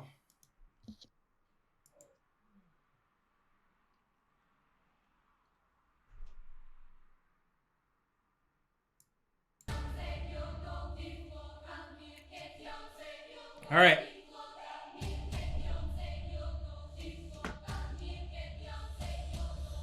Oh! So, as you consume the essence Marvus, its energy begins to infuse itself within you. And within the mind eye within, it opens, revealing memories, experiences, and things that are not of yourself, but of someone else. At first, it's frightening, and then a little funny, and then hilarious, as you find yourself standing in the center of a great circus tent. All around you, dancers, jugglers, the crying out of fans, and the roar of applause surround you. You stand on the precipice, looking down deep over the edge. You stand high above the rest of them. And towards you, a bar attached to 2 ropes comes flying towards you. You leap out, and you grab it with hands that are not your own. You grip the trapeze and swing through the air with joyful abandon. As you twist through the sky and fall to the ground below, you roll through the earth and stand with your arms outstretched to thunderous applause. And as quickly as the memories began, they fade.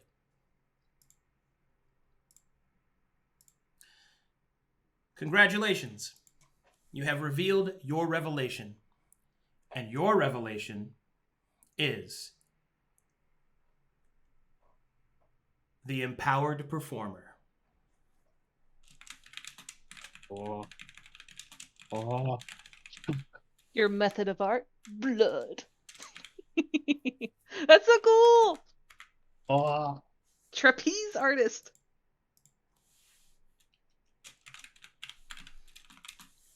Alrighty. Time for some abilities. Golly.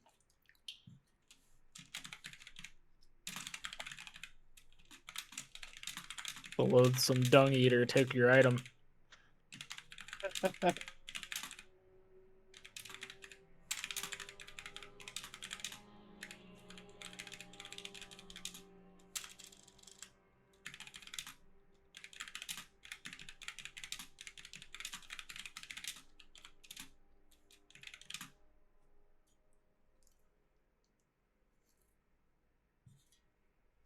Let's see.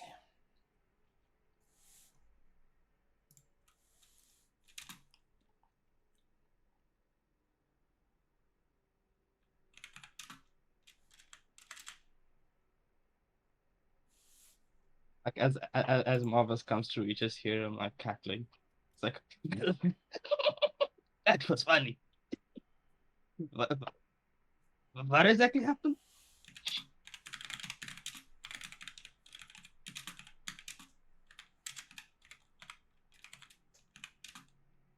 That was your body that did that. That went through that. That's what it had, and you got to experience. Ah! Sorry. Testing. Testing.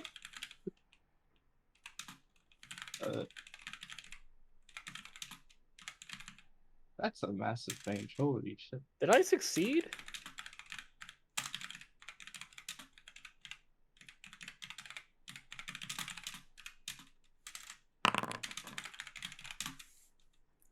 Because mine is a 16 according to the private roll.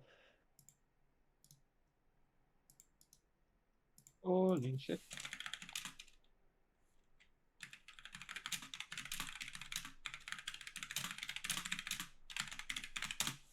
All right, Satyr dies immediately.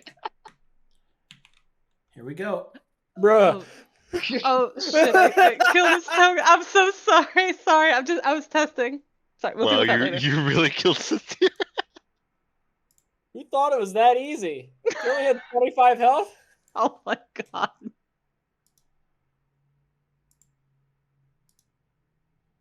There we go. He's gone. Cool. Yeah, I got everything set up. I'm gonna put this over here where it hurts someone else. All right, here you go, Marvus. Look at notes.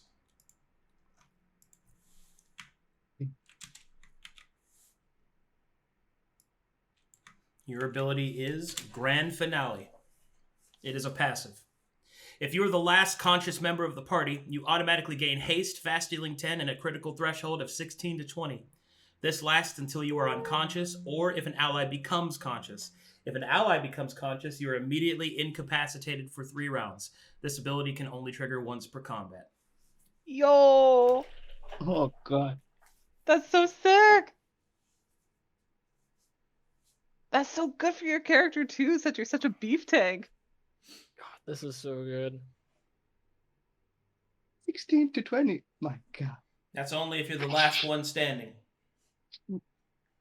Yeah. But still. Live for us.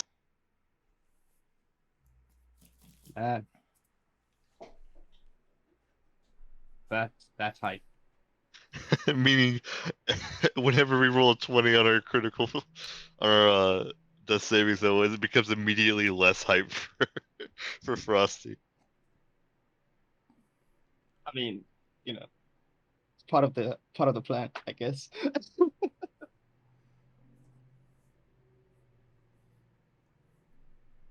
All right, next up is Albert. What you want? What I have for Albert? I've got you down for the mana essence, Cratzzy. Is that what you wanted? To find your Draconic Embassy location? Okay. Fuck that. Okay. I want a cool item too now. Okay. I want a cool item too. All right, I'm gonna go get more of my little snackies. So we're at 3. Oops, no. I'm actually tracking it out of 11. We're at 6 out of 11 spent. So we have 5 mana left. So what would you like to spend your mana on, Cratzzy? The Only artifact? one. And armor specifically, right? Or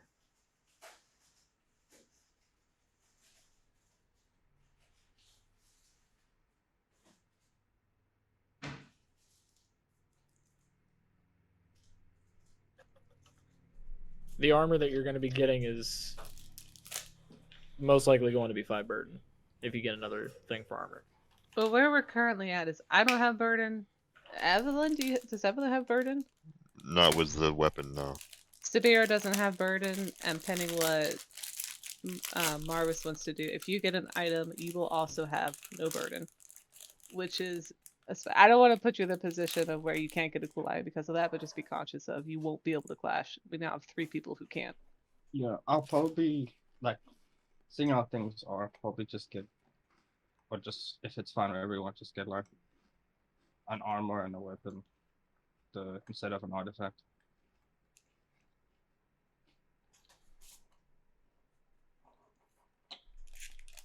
So what's it gonna I be? don't know.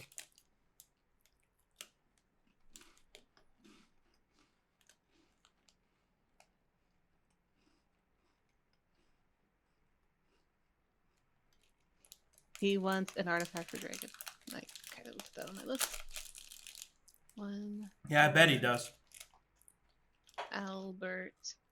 Weapon? Is that what you're going for? I think he's referring to his class. No, God, no. Okay. Yeah, he can summon his weapon, so he doesn't. Oh, have to worry just some about that. item for Dragon Knight. Okay. Mhm. For subclass. Dragon Knight. Okay. Cool. Spent. Okay. All right, here I've we got it go. tracked.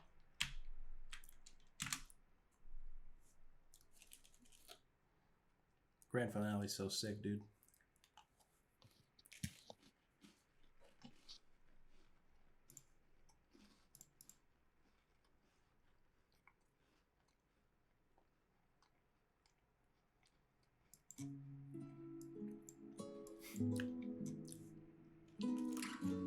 I can't wait for Frosty, when he's the last one left, to adjust his glasses, look at me directly in the mic, and say, "Huh, I guess I should get serious now." Pulls out his trapeze bar. That has such Darkest Dungeon vibes to it. I love it. True. Although, I don't know if there's anything to be done if he's the last one alive, because the rest of us will have our fates eaten.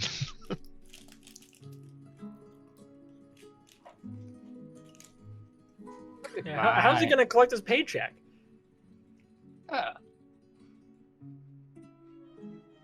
I've literally become like the last resort.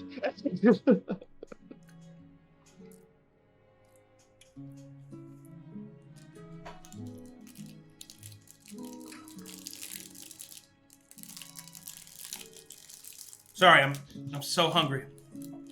I'm eating. Marvus. You still waiting on that food? Yeah. I had to get snacks. This will be Marvus's final mayhem.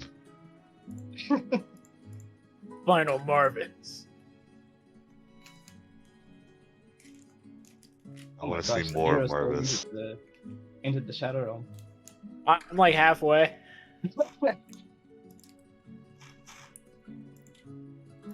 More essence, more revelation. I just go to the storage room and start consuming all the essence and just, I must know more. I'm gonna have some Twizzlers.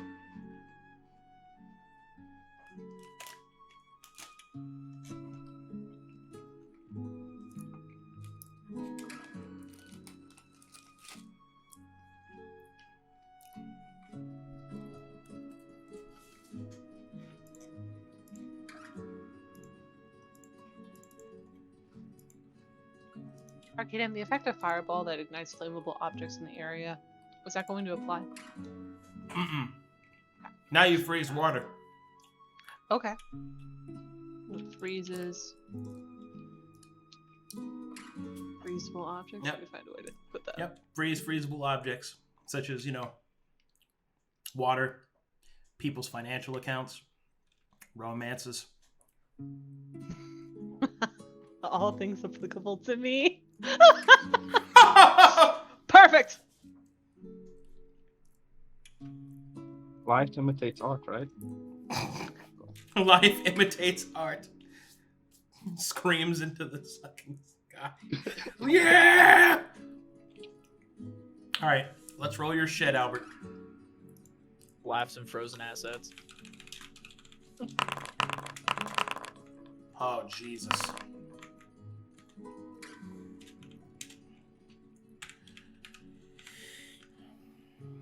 Thanks for making them satir. After I killed him. Now that he's back alive.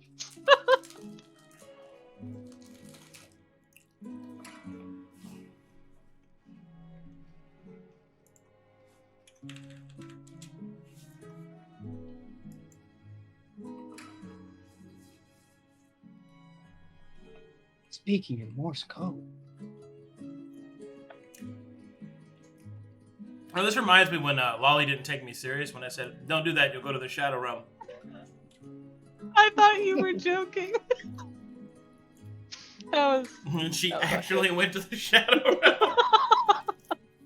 I had a cool token too that Race made for me. My fault. It's my punishment. Oh no, Albert. Don't do it. Bo! Stop!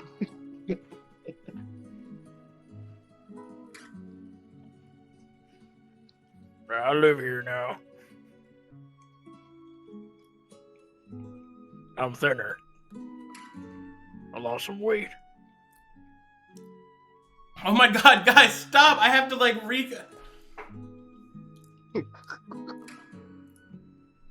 You know what? You're staying like that. I love how I didn't even do anything. I'm getting punished because of Albert on that.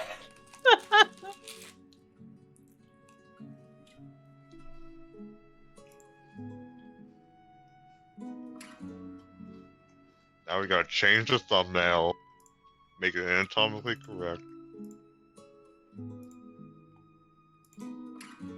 It's okay. Anatomically correct Sabeiro can't hurt you. He's not real. He can't hurt you.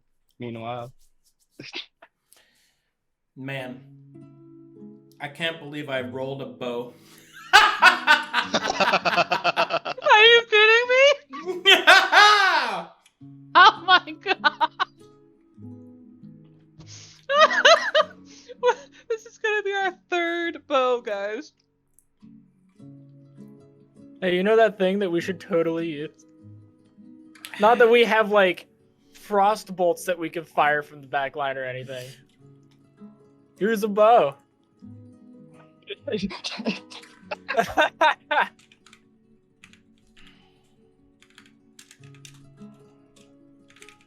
like, all right, I changed my mind. Get that forge in here.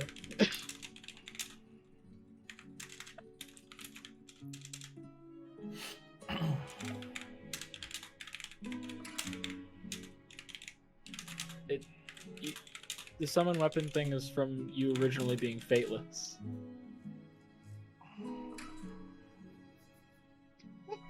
And even then, like, you can summon a bow is the thing. So it's like, it's not like you are just now getting something that you couldn't do before. You're so cute, Cratzzy. This would happen to you. This is very Cratzzy of you. Mm-hmm. God, you're like Soy Fawn from Bleach, where it's like, hey, by the way, I'm an assassin. Guess what my Bonkai is? A fucking missile. This dude, he's totally the guy who's like, what? I want to be cool too. Give me a cool item. And he gets like a stick of gum. But it's the one, like, shocks you whenever you pull on it. He gets Mjolnir, but he can't lift it. Pretty much, yeah. You could have used it for, like, armor, man. Just, you know. Yeah, let's see it. Maybe it's not too bad. You can attach a machete at the end of it. It's fine. Maybe it's a punching bow.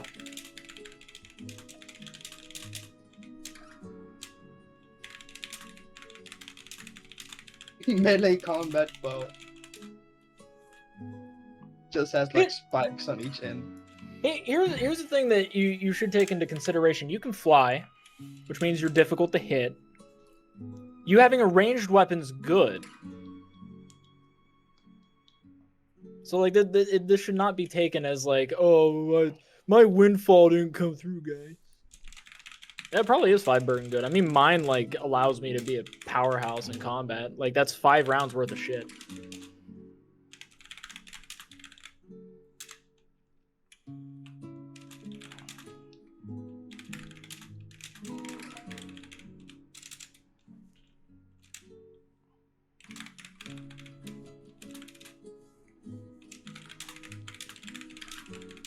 I want him to stay on the ground. I want him to get hit. He needs to get hit more. Oh, you want him to get it?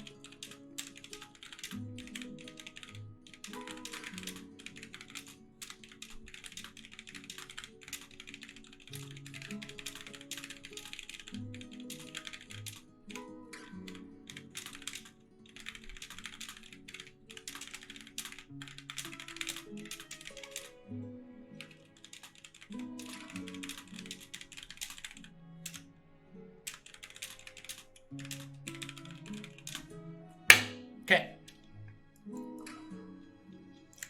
Here you go, Billy.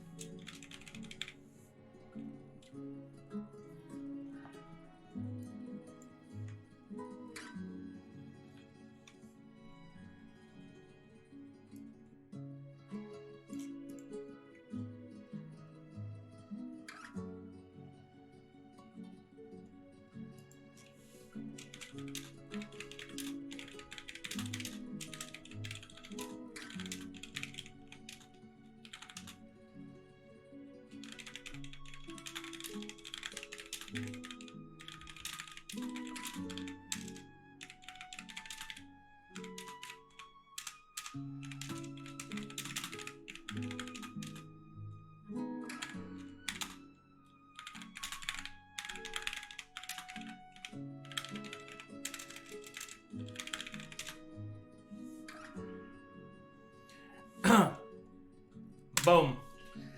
Skyworm Helm. Burden cost 5. Helmet. This helmet adds a +1 to attack as long as the wielder is flying. The wielder may up to 3 times per combat attack each enemy they move adjacent to this round. These attacks are triggered actions. Whenever you roll a critical hit, you gain 1 Dragoon. Dragoon. You may spend all charges of Dragoon. If you do, you descend to the earth and deal your weapon damage to all enemies within 20 feet of where you land. They must make a DC 15 strength saving throw or fall prone as a result. For each charge of Dragoon that you spend, you increase the critical threshold of this attack by 1 to a maximum of your proficiency modifier. Does that reset after combat? No. So that's forever? Once you get to 3, you're at 3? Or whatever your proficiency modifier is? Yep. And well, you have to spend all the charges when you use the ability, so then it resets. But Oh. That's so sick, Cratzzy! You have a helmet to cover your luscious hair. Look at that amazing bow. That's such a good bow. I was just fucking with That was a good one. It was really good. He was so upset. like, I better not have a bow! Now He can just realized. He just Not a realized. bow. Okay, so we're at 7 out of 11 spent, so we've got 4 more we can spend. I'd like to finish my staff. What do y'all think? I think yes, but it's so funny. Yeah, I think that's viable. Because you only need 1 more component, right? Mm-hmm. Yeah, I think it's viable. Cool. I'd like to finish my staff, Arcadum. Oakley dokley! Let me change this to 2. Now you must choose an adornment, which means that you have to put the... I mean, the adornment can be anything, really, but it's basically the act of putting the crystal in the top of the staff. The adornment can be a personal item. It can be a personal object. It could be a piece of mana or something. It's really up to you. So when we originally made the staff period, that's when I had the coin from Sabeiro. Is that the same thing or is this different? No, it's the same thing.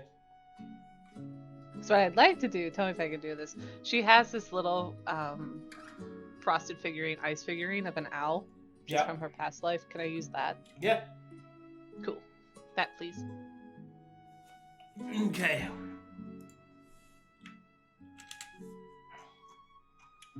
Time to finish the staff. Finish the staff. Finish the staff. Staff.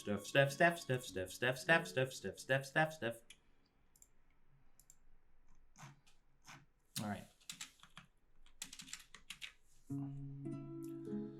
Bang boogie jump the boogie. My name is Kid.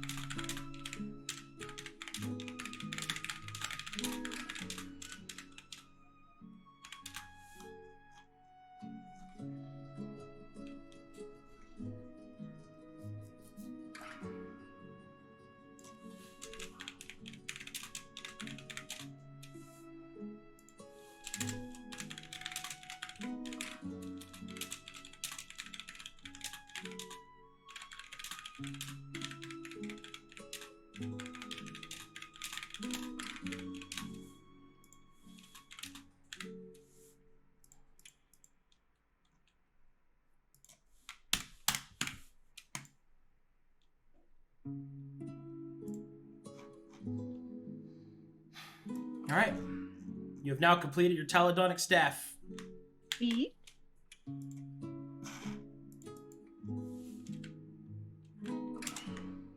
So small. Verum is tiny right What now. the fuck? He's a little What button. happened to you?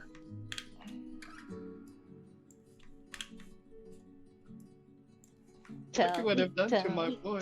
There we go. I've returned and I'm bringing good tidings.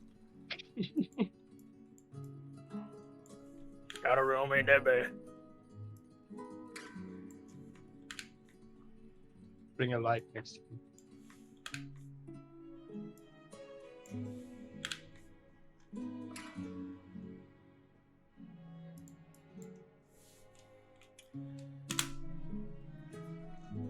Ica, the Relentless Rain, Taladonic Step, burden cost 7. Soulbound, permanently attuned to Sera. Light burden, no penalty for going into negative burden by this item. Ooh. Aspect, Ice Devil. Adornment, Frosty Owl, +2 enhancement. Punishing Frost does the same. The White Watches does the same. Shifting Snow does the same. Wisdom of the Rhyme. Whenever a cold damage spell you hardcast, which means a spell that actually uses your spell slots, successfully defeats an enemy, you may recharge a use of your limited spells that you soft cast from this item. Spell casting, Like like Ice fire, like Ice Ball or Rays of Biting Frost. You may cast the following spells: Rays of Biting Frost, Gust of Wind, Crashing Ice, and Ice Wall, 2 times per long rest.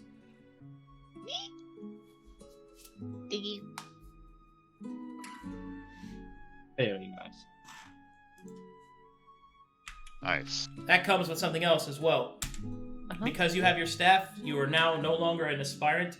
You are an official novice mage of the Taladonic Order. Which means there's only one more thing you need to get in order to have access to Taladonic resources. You must receive a signet ring. Must receive this ring. Yep. When you say receive, define. You have to have it. Can I find it, or do I have to get You it can from find it. somebody? You can find it, that's fine. Will I know what it is when I see it? Yes. Once I have that, I get access to Taladonic magic. Is that what you said? Taladonic resources, which means you can access the literal, effects of the conflux. Like the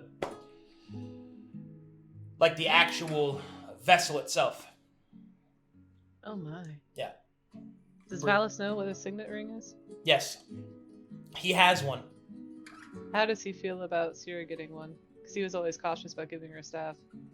You completed your staff. You earned it. Yeah. He thinks yeah. you Okay, deserve so one. he's good. Yeah. Okay. Okay. Okay. Sweet. I think by now we should be a little bit more stingy about our pure mana. Yeah, we got 3 left. Yeah, they might be important for the next fight. I'm gonna edit my item. But you guys keep going. We probably should just use. All right, so I got like 10 minutes left of normal session time. So where you guys going, huh? Yeah. I said my choices multiple times. What about you guys? Well, we could go and write down our 2 choices in the integrated chat here, like in the server. What the Yeah. great idea. Let's do that.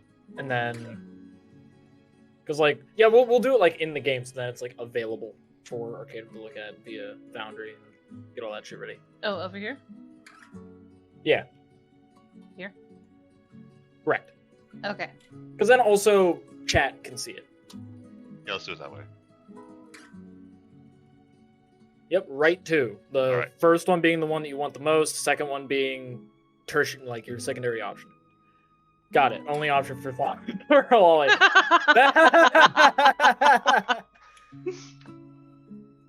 Just to clarify, the chamber that we go into, the effect of that chamber will be diminished, and everything else will be the same. As while we fight it.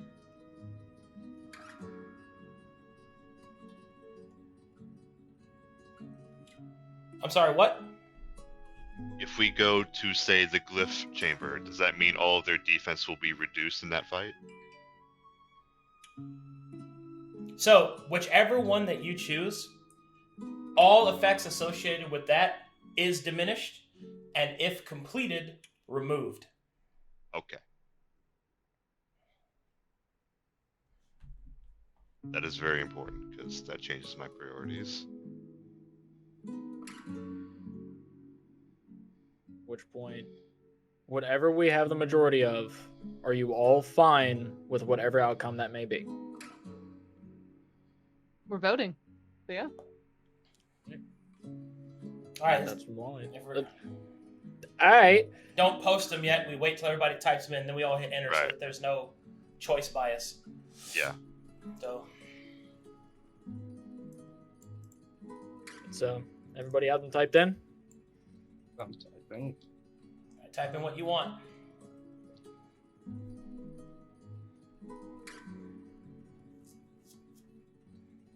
All right. Yep. Paste them in 3, 2, 1, go.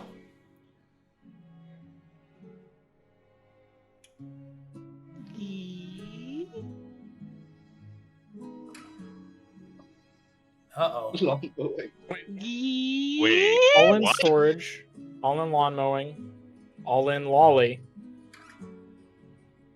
We have 3 for storage. Oh, wait, hold on. No, we have majority for storage. You have 3 for all in 3 for all in. and 3 for storage. 1 storage, 2 storage, 3 storage. So, all right, all in or storage. Time to discuss. All right. 2, 3. It's 4 because lawn mowing is the storage. That's what. Well, Yeah, yes, that's but what- it's based off of first place answers, right? Ah, gotcha. Yeah. Okay. Now that glyph is off the table, storage seems like the most logical answer to me. What was storage? Number of minions. Number of enemies present in combat. Oh, like so. I'm sorry. Can you give me more than that? What are we doing? What is it? We are voting for all in or storage. I know what we're doing right now. What is storage?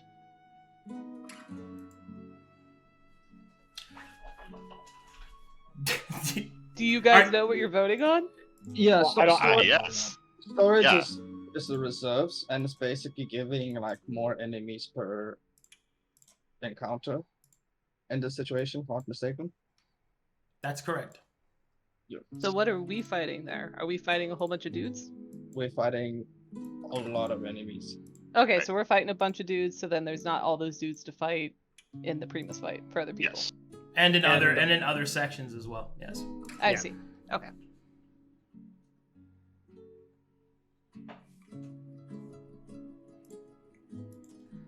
Well, you guys want a storage? Tell me why.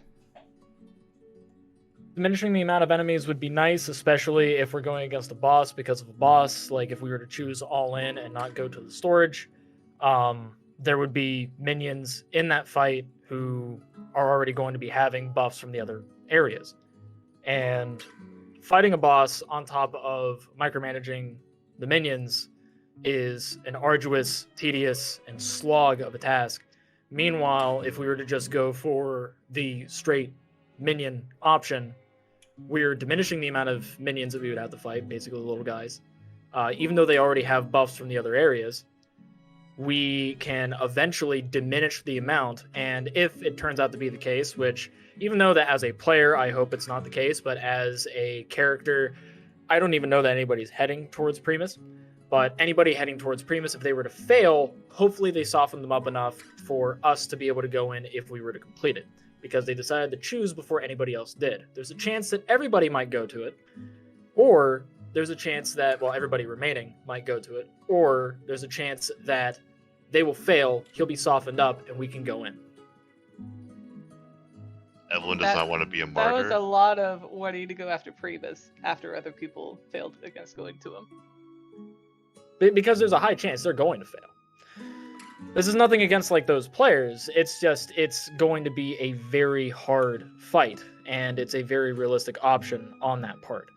With us, we've already gained a decent amount of artifacts that might be able to go and help us drastically in that fight, but we haven't even tested them out yet, and it might be best for us to test it against hordes of enemies, as opposed to testing it against the boss itself when we're barely understanding them. I mean, Aika's very straightforward with, like, I have my ice balls and my That's what the Frosty mayhem was about. That was our pilot phase. Yeah, but now we have artifacts that we have things to test through. Sure, but this is like the last thing we get to do. There's not going to be a second thing. Getting these facilities taken out early is much better than later. It's one or the other. It's not later. It's we either do minions, that's it, or we do Primus, and that's it. Okay. It's well, not Evelyn, storage and then Primus. Evelyn does not think she's part of the 300 Spartans against the whatever they call it again. But anyways, Very like, powerful metaphor. She does The not want to be- Persians? The other realistic option with this is we know out of game that it's the Ash and Sorrow group that's doing all in. It was already difficult for us to be able to plan to have a session together in the first place. What? I'm not making a campaign choice based off of logistics. Well, I mean, if you want the whole party involved, They then- don't. I think you're confused about that. You guys don't all fight Primus at once. At least not that way. What happens is that if more than one, I think I explained this already, but if more than one group chooses to fight Primus, you each fight Primus, but in different times, right? And what it's supposed to represent is that Primus is able to split his body between different aspects. So each one of those is just an extra chance to destroy him.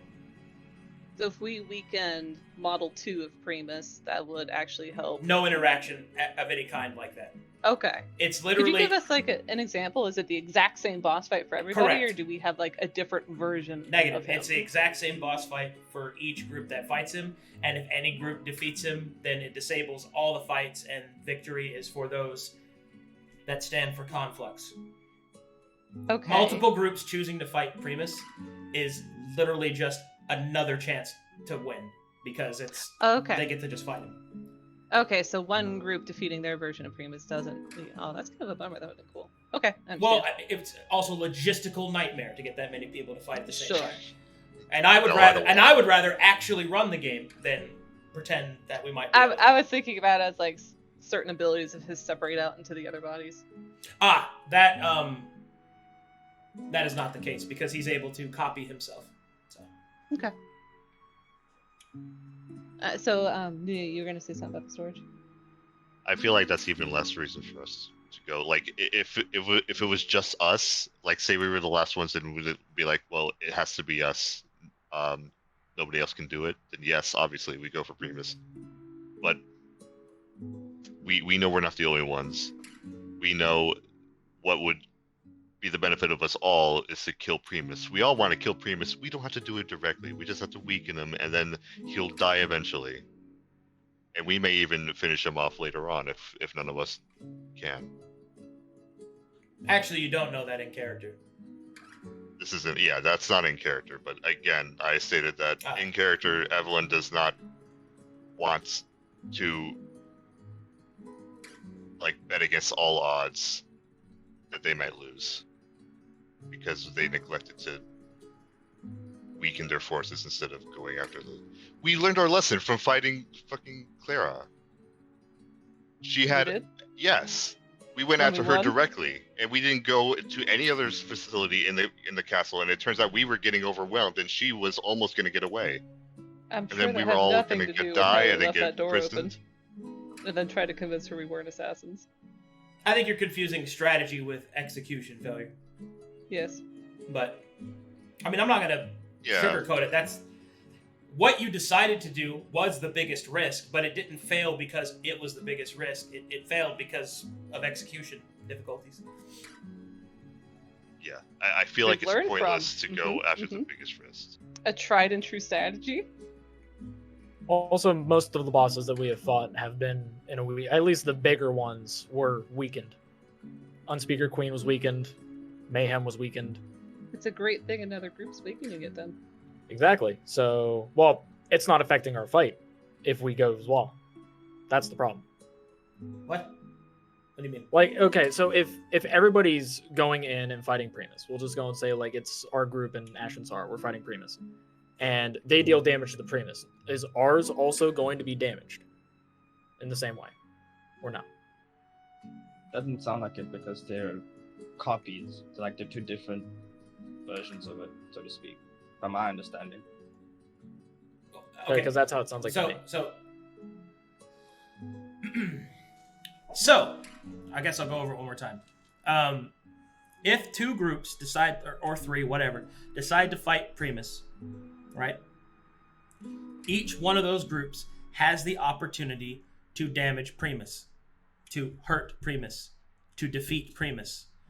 Each fight starts at full strength, but they are still Primus.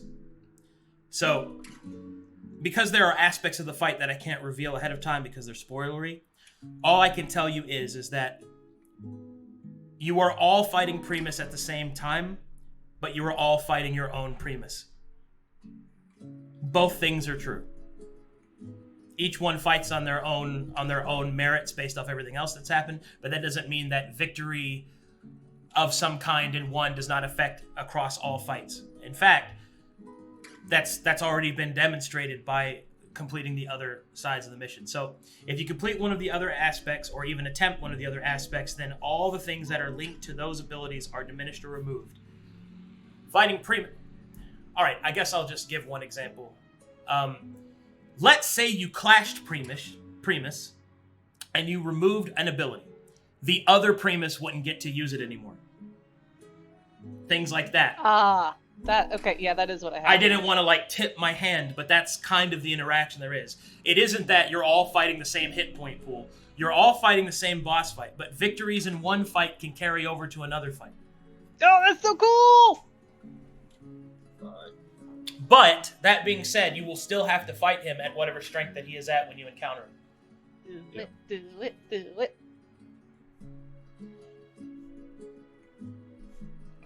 I'm not convinced for Primus. I just voted for the ones that I see have the most enemies because I wanna use the all the AoEs we got. Well, right now you are tied for all in and storage. So, would it be feasible to do a side mission and then Primus? It would be feasible to do a side mission and hope that you complete it in time before the lockouts happen. That's gonna bug the hell out of me if we do that, guys.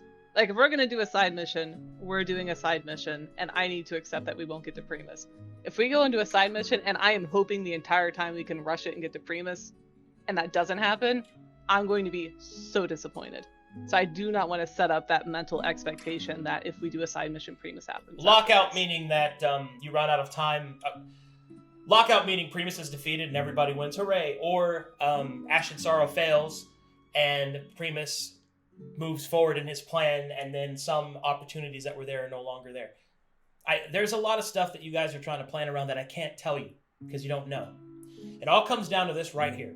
Do you want to fight Primus, or do you want to clear the military storage, which will weaken all other aspects of the complex and Primus? That's what you're looking at right now. So you have an even vote for all in and storage, so now you need to decide between those two.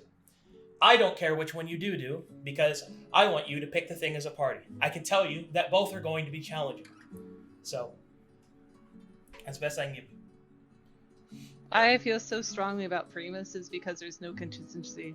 There's no, well, once we do Primus, then we'll go do something else. And I feel like that's most of what the arguments are that you guys are trying to give me is, we'll go do the side mission, and then maybe we'll get to Primus. I want to do that. I want to do either one or the other, and my preference is Primus. I am totally fine if all we fight is a storage complex. That's all I'm saying.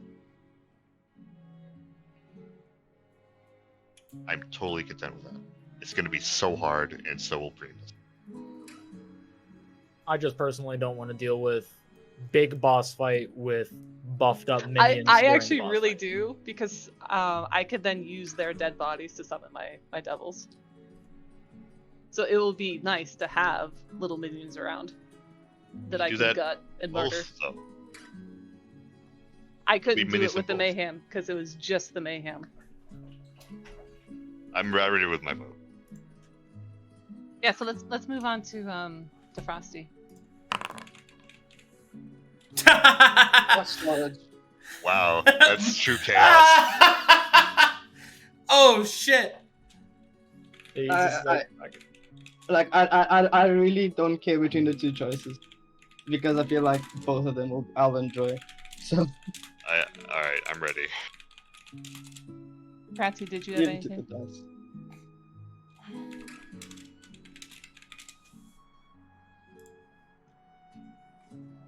Oh, as a player, I really want to experience that boss fight. I feel that too, Cratzzy. Like, we've spent the last 12 months building these characters, playing them all up, and I want to go against the ultimate boss for the campaign we're on.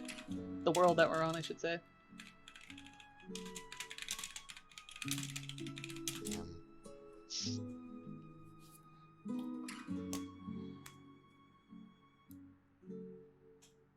Mm-hmm.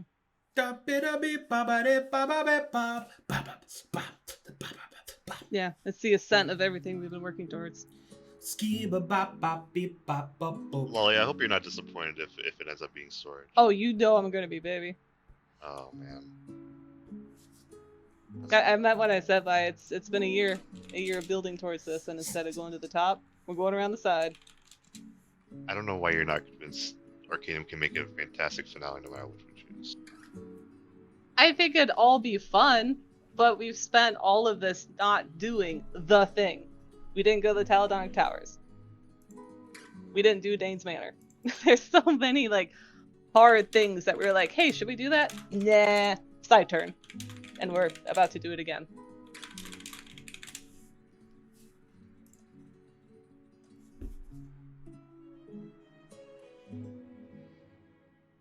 And so far, like, I've only heard that All In is just, we've been basically prepping this whole time to be able to at least do something along our campaign path.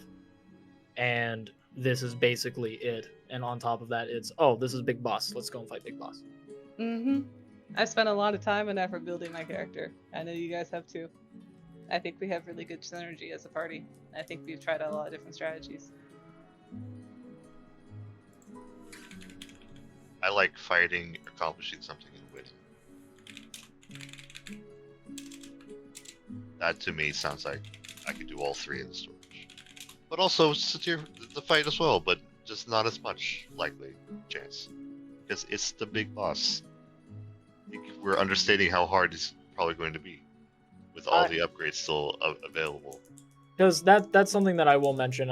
Even though that it's not the vote that I'm basically going for, we do have the option of before going in getting some buffs. Potions, having Satir and Valis like put some magic on us, give us like a little bit of an edge, using the mana pillars to summon an extra ally to assist us in the fight. We have those as well. So those are things that we should keep into consideration, is the resources.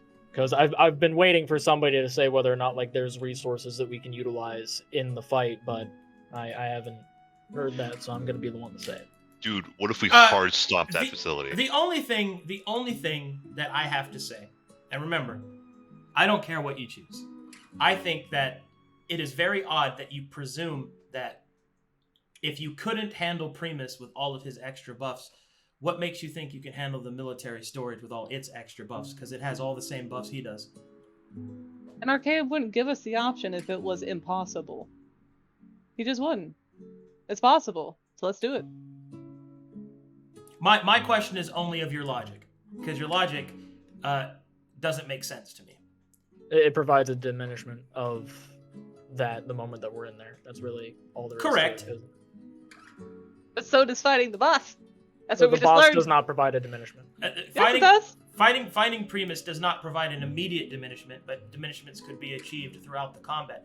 But in either case, that diminishment, although it is instantaneously provided, does not change the fact that it will also have every other resource. And considering that I've already presented this, there are other groups that have yet to make their decision. So by that logic, you could say that by not going to Primus, you have now lost an extra chance where everyone else is going to choose one of the other side quests and weaken him completely.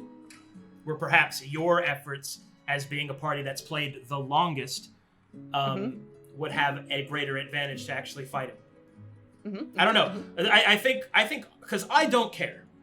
I think you should choose whatever it is you guys choose. But I question some of the logic because it doesn't make sense to me. The logic you use not to go into Primus, I would dare say applies to that place as well. Especially if the things you're afraid of are attack and defensive glyphs. Because like every single enemy you fight is going to have that in there as well. So it's like, I don't know, it's up to you. Like I said, I don't really care. The logic I hear is it's too hard. It does apply. Yeah, that's the thing. The logic does apply to both. It's just one has Primus. Yeah. And to be honest, I kind of don't want to fight him. I'm just being honest. The May I ask why? One has Primus, the other one has like 10 or 15 more enemies. Well, hold on. You said you don't want to fight him. Why? We barely struggled through a quote-unquote weakened boss. I mean, he was weakened, obviously, but just I want to be able to get a win that's not by the skin of our teeth. I don't think that's fun.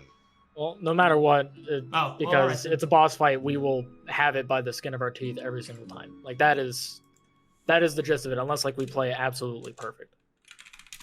Yeah, I don't know what to say to that. We're playing in a hardcore game, in a hardcore campaign. It's gonna be a hardcore boss. Well, either way, I think fighting Primus is viable because there could be other parties who go to other facilities and they don't want to fight Primus. That's fine. I'm fine with fighting Primus either way. What? Really? Yeah, we could die.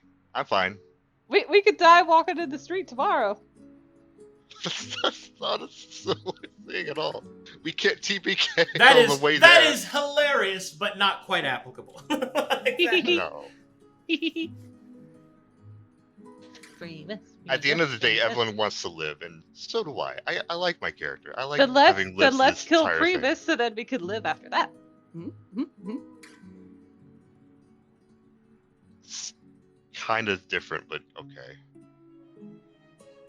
I mean, look, worst case scenario, we have quote unquote 3 chances to get back up if we get killed. We have so many chances. We have the Keeper's staff. We have your final performance. We have that Nat 20 from the future shit.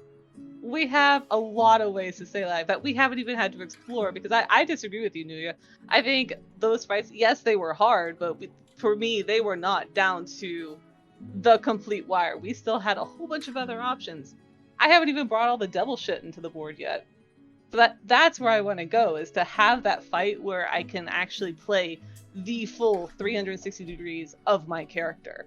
And I haven't really been able to do that.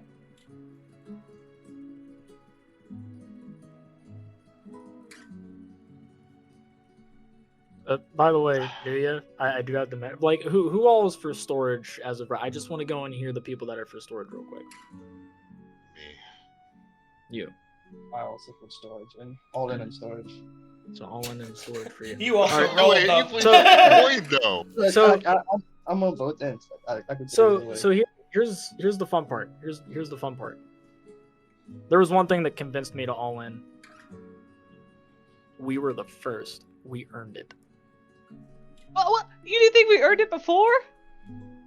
Well, I wasn't thinking about that because I was thinking about the altruistic side of weakening No! everything Fuck for everybody else. That's what I was meant by thinking 12 months. We have spent 12 months getting to this point. We're right there at the door. Let's go through the door.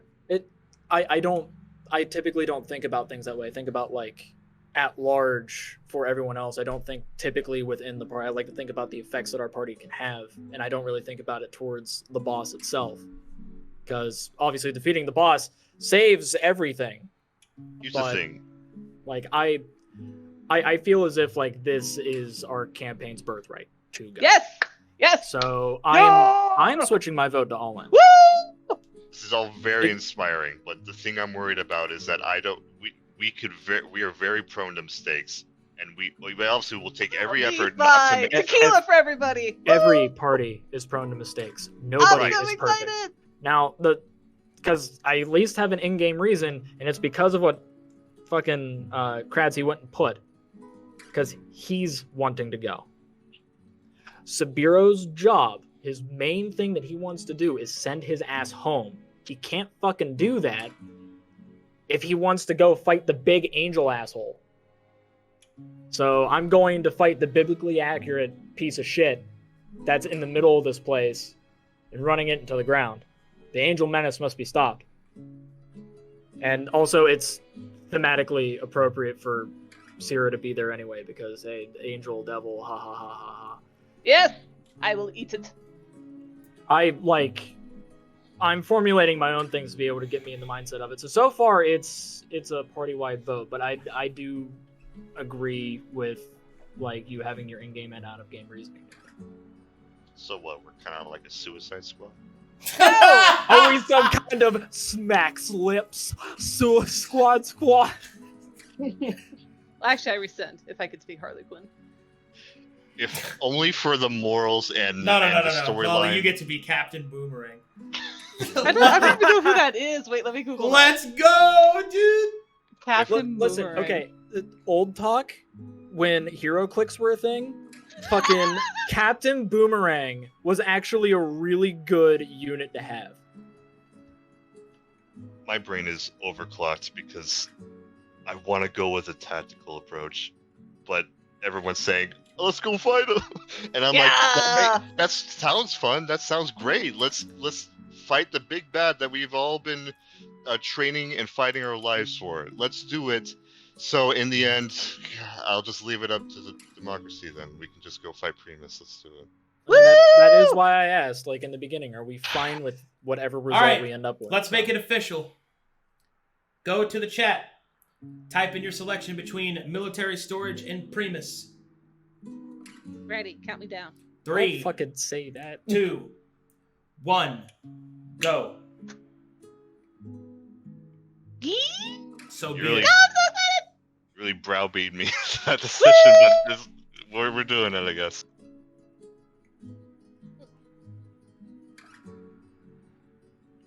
All right. I'm gonna get all of us Terramana tequila. I can't wait. And so it begins. I need potions. We need. Oh, potions. we need so much stuff. We need a lot of potions. Don't worry, Maybe we you're could talk to the devils. Don't worry, you guys are gonna get a prep. Probably get a prep session beforehand. So. Cratzzy, we Awesome. get a prep, right? No, we you're still going have right stuff now. to go through. No, Son of a bitch! I just know what With to the prepare. frizz? No way! I'm so excited. Thank you guys so much. Yay. Fine. If we're fighting Primus, we better be the ones to kill him. Oh, In you that know we case. will. We're gonna have to beat the other group to kill him first. That's the spirit. That is what we're doing, and this is all because this is your fault, Sera. This And is then I'm your gonna fault. take Moto back. I'm gonna scoop him up in my arms, punch Wimble right in the face, and run out the door. God. Oh, Fuck. All right. Oh, yes. Nara, bring me your pen. Excellent. I have art to make. I have music to prepare. I can't God wait. damn. the end is nigh. So do we prep on the 5th of January, the new year? Yes. What a way to start the new year. Now here's the question: does our campaign name change? No. So we're still the Riddle of Mana. God, we had like 4 sessions in Riddle of Mana. Oh, no, it does. Yeah, you do. That's right. Yeah, that was just this save Valis. I was gonna say, it's like, this is one hell of a riddle. Like, we're going straight to the boss. We solved it. We fixed We're going Valis. to take his Yeah, we- mana. It took us 4 sessions to solve our riddle. Look at that. Yes, the We're power fucking of going for the boss. Big smile.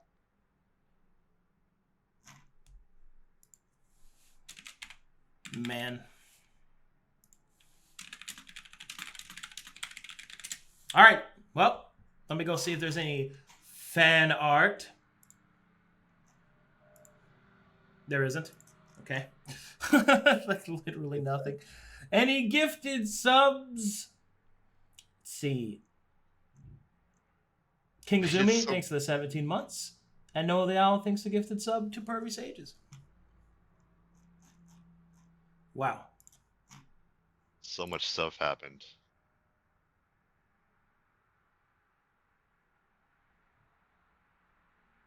Fan art of Evelyn malting from all the peer pressure. Oh wait, let me have my. I had a quick question for you, Arcadum. The Yeah. ice wall that I have. What is the actual spell of what that is? Fireball. No, not that one. Is it wall of ice? Is that what I should add in? Wall of Ice, yeah. Okay, I have to add it in then. It's not in the compendium. Alrighty. 6th level. Oh my god, you guys! I got a 6th level spell. I'll attune to the sword for doing this. We're drinking tonight. You guys I'm get so happy. you guys get a lot of prep, so don't worry about it. Yeah, All right. you need to make some food out of the mayhem. Yeah, we need to get Marvus his. I have chat over. We need to get Marvus his Taki. Yeah, we need a lot of stuff. All right. Mm-hmm. I've stream open. I'm ready. No, I'm just saying bye. that's Oh, okay. yeah. That's I mean, I've got a game after you guys, so I got to go get ready for them soon. okay. But anyway, thanks for watching, guys. Thanks for playing. Thanks for enjoying thyself. And I'll see you guys next time. Bye, Bye chat. bye.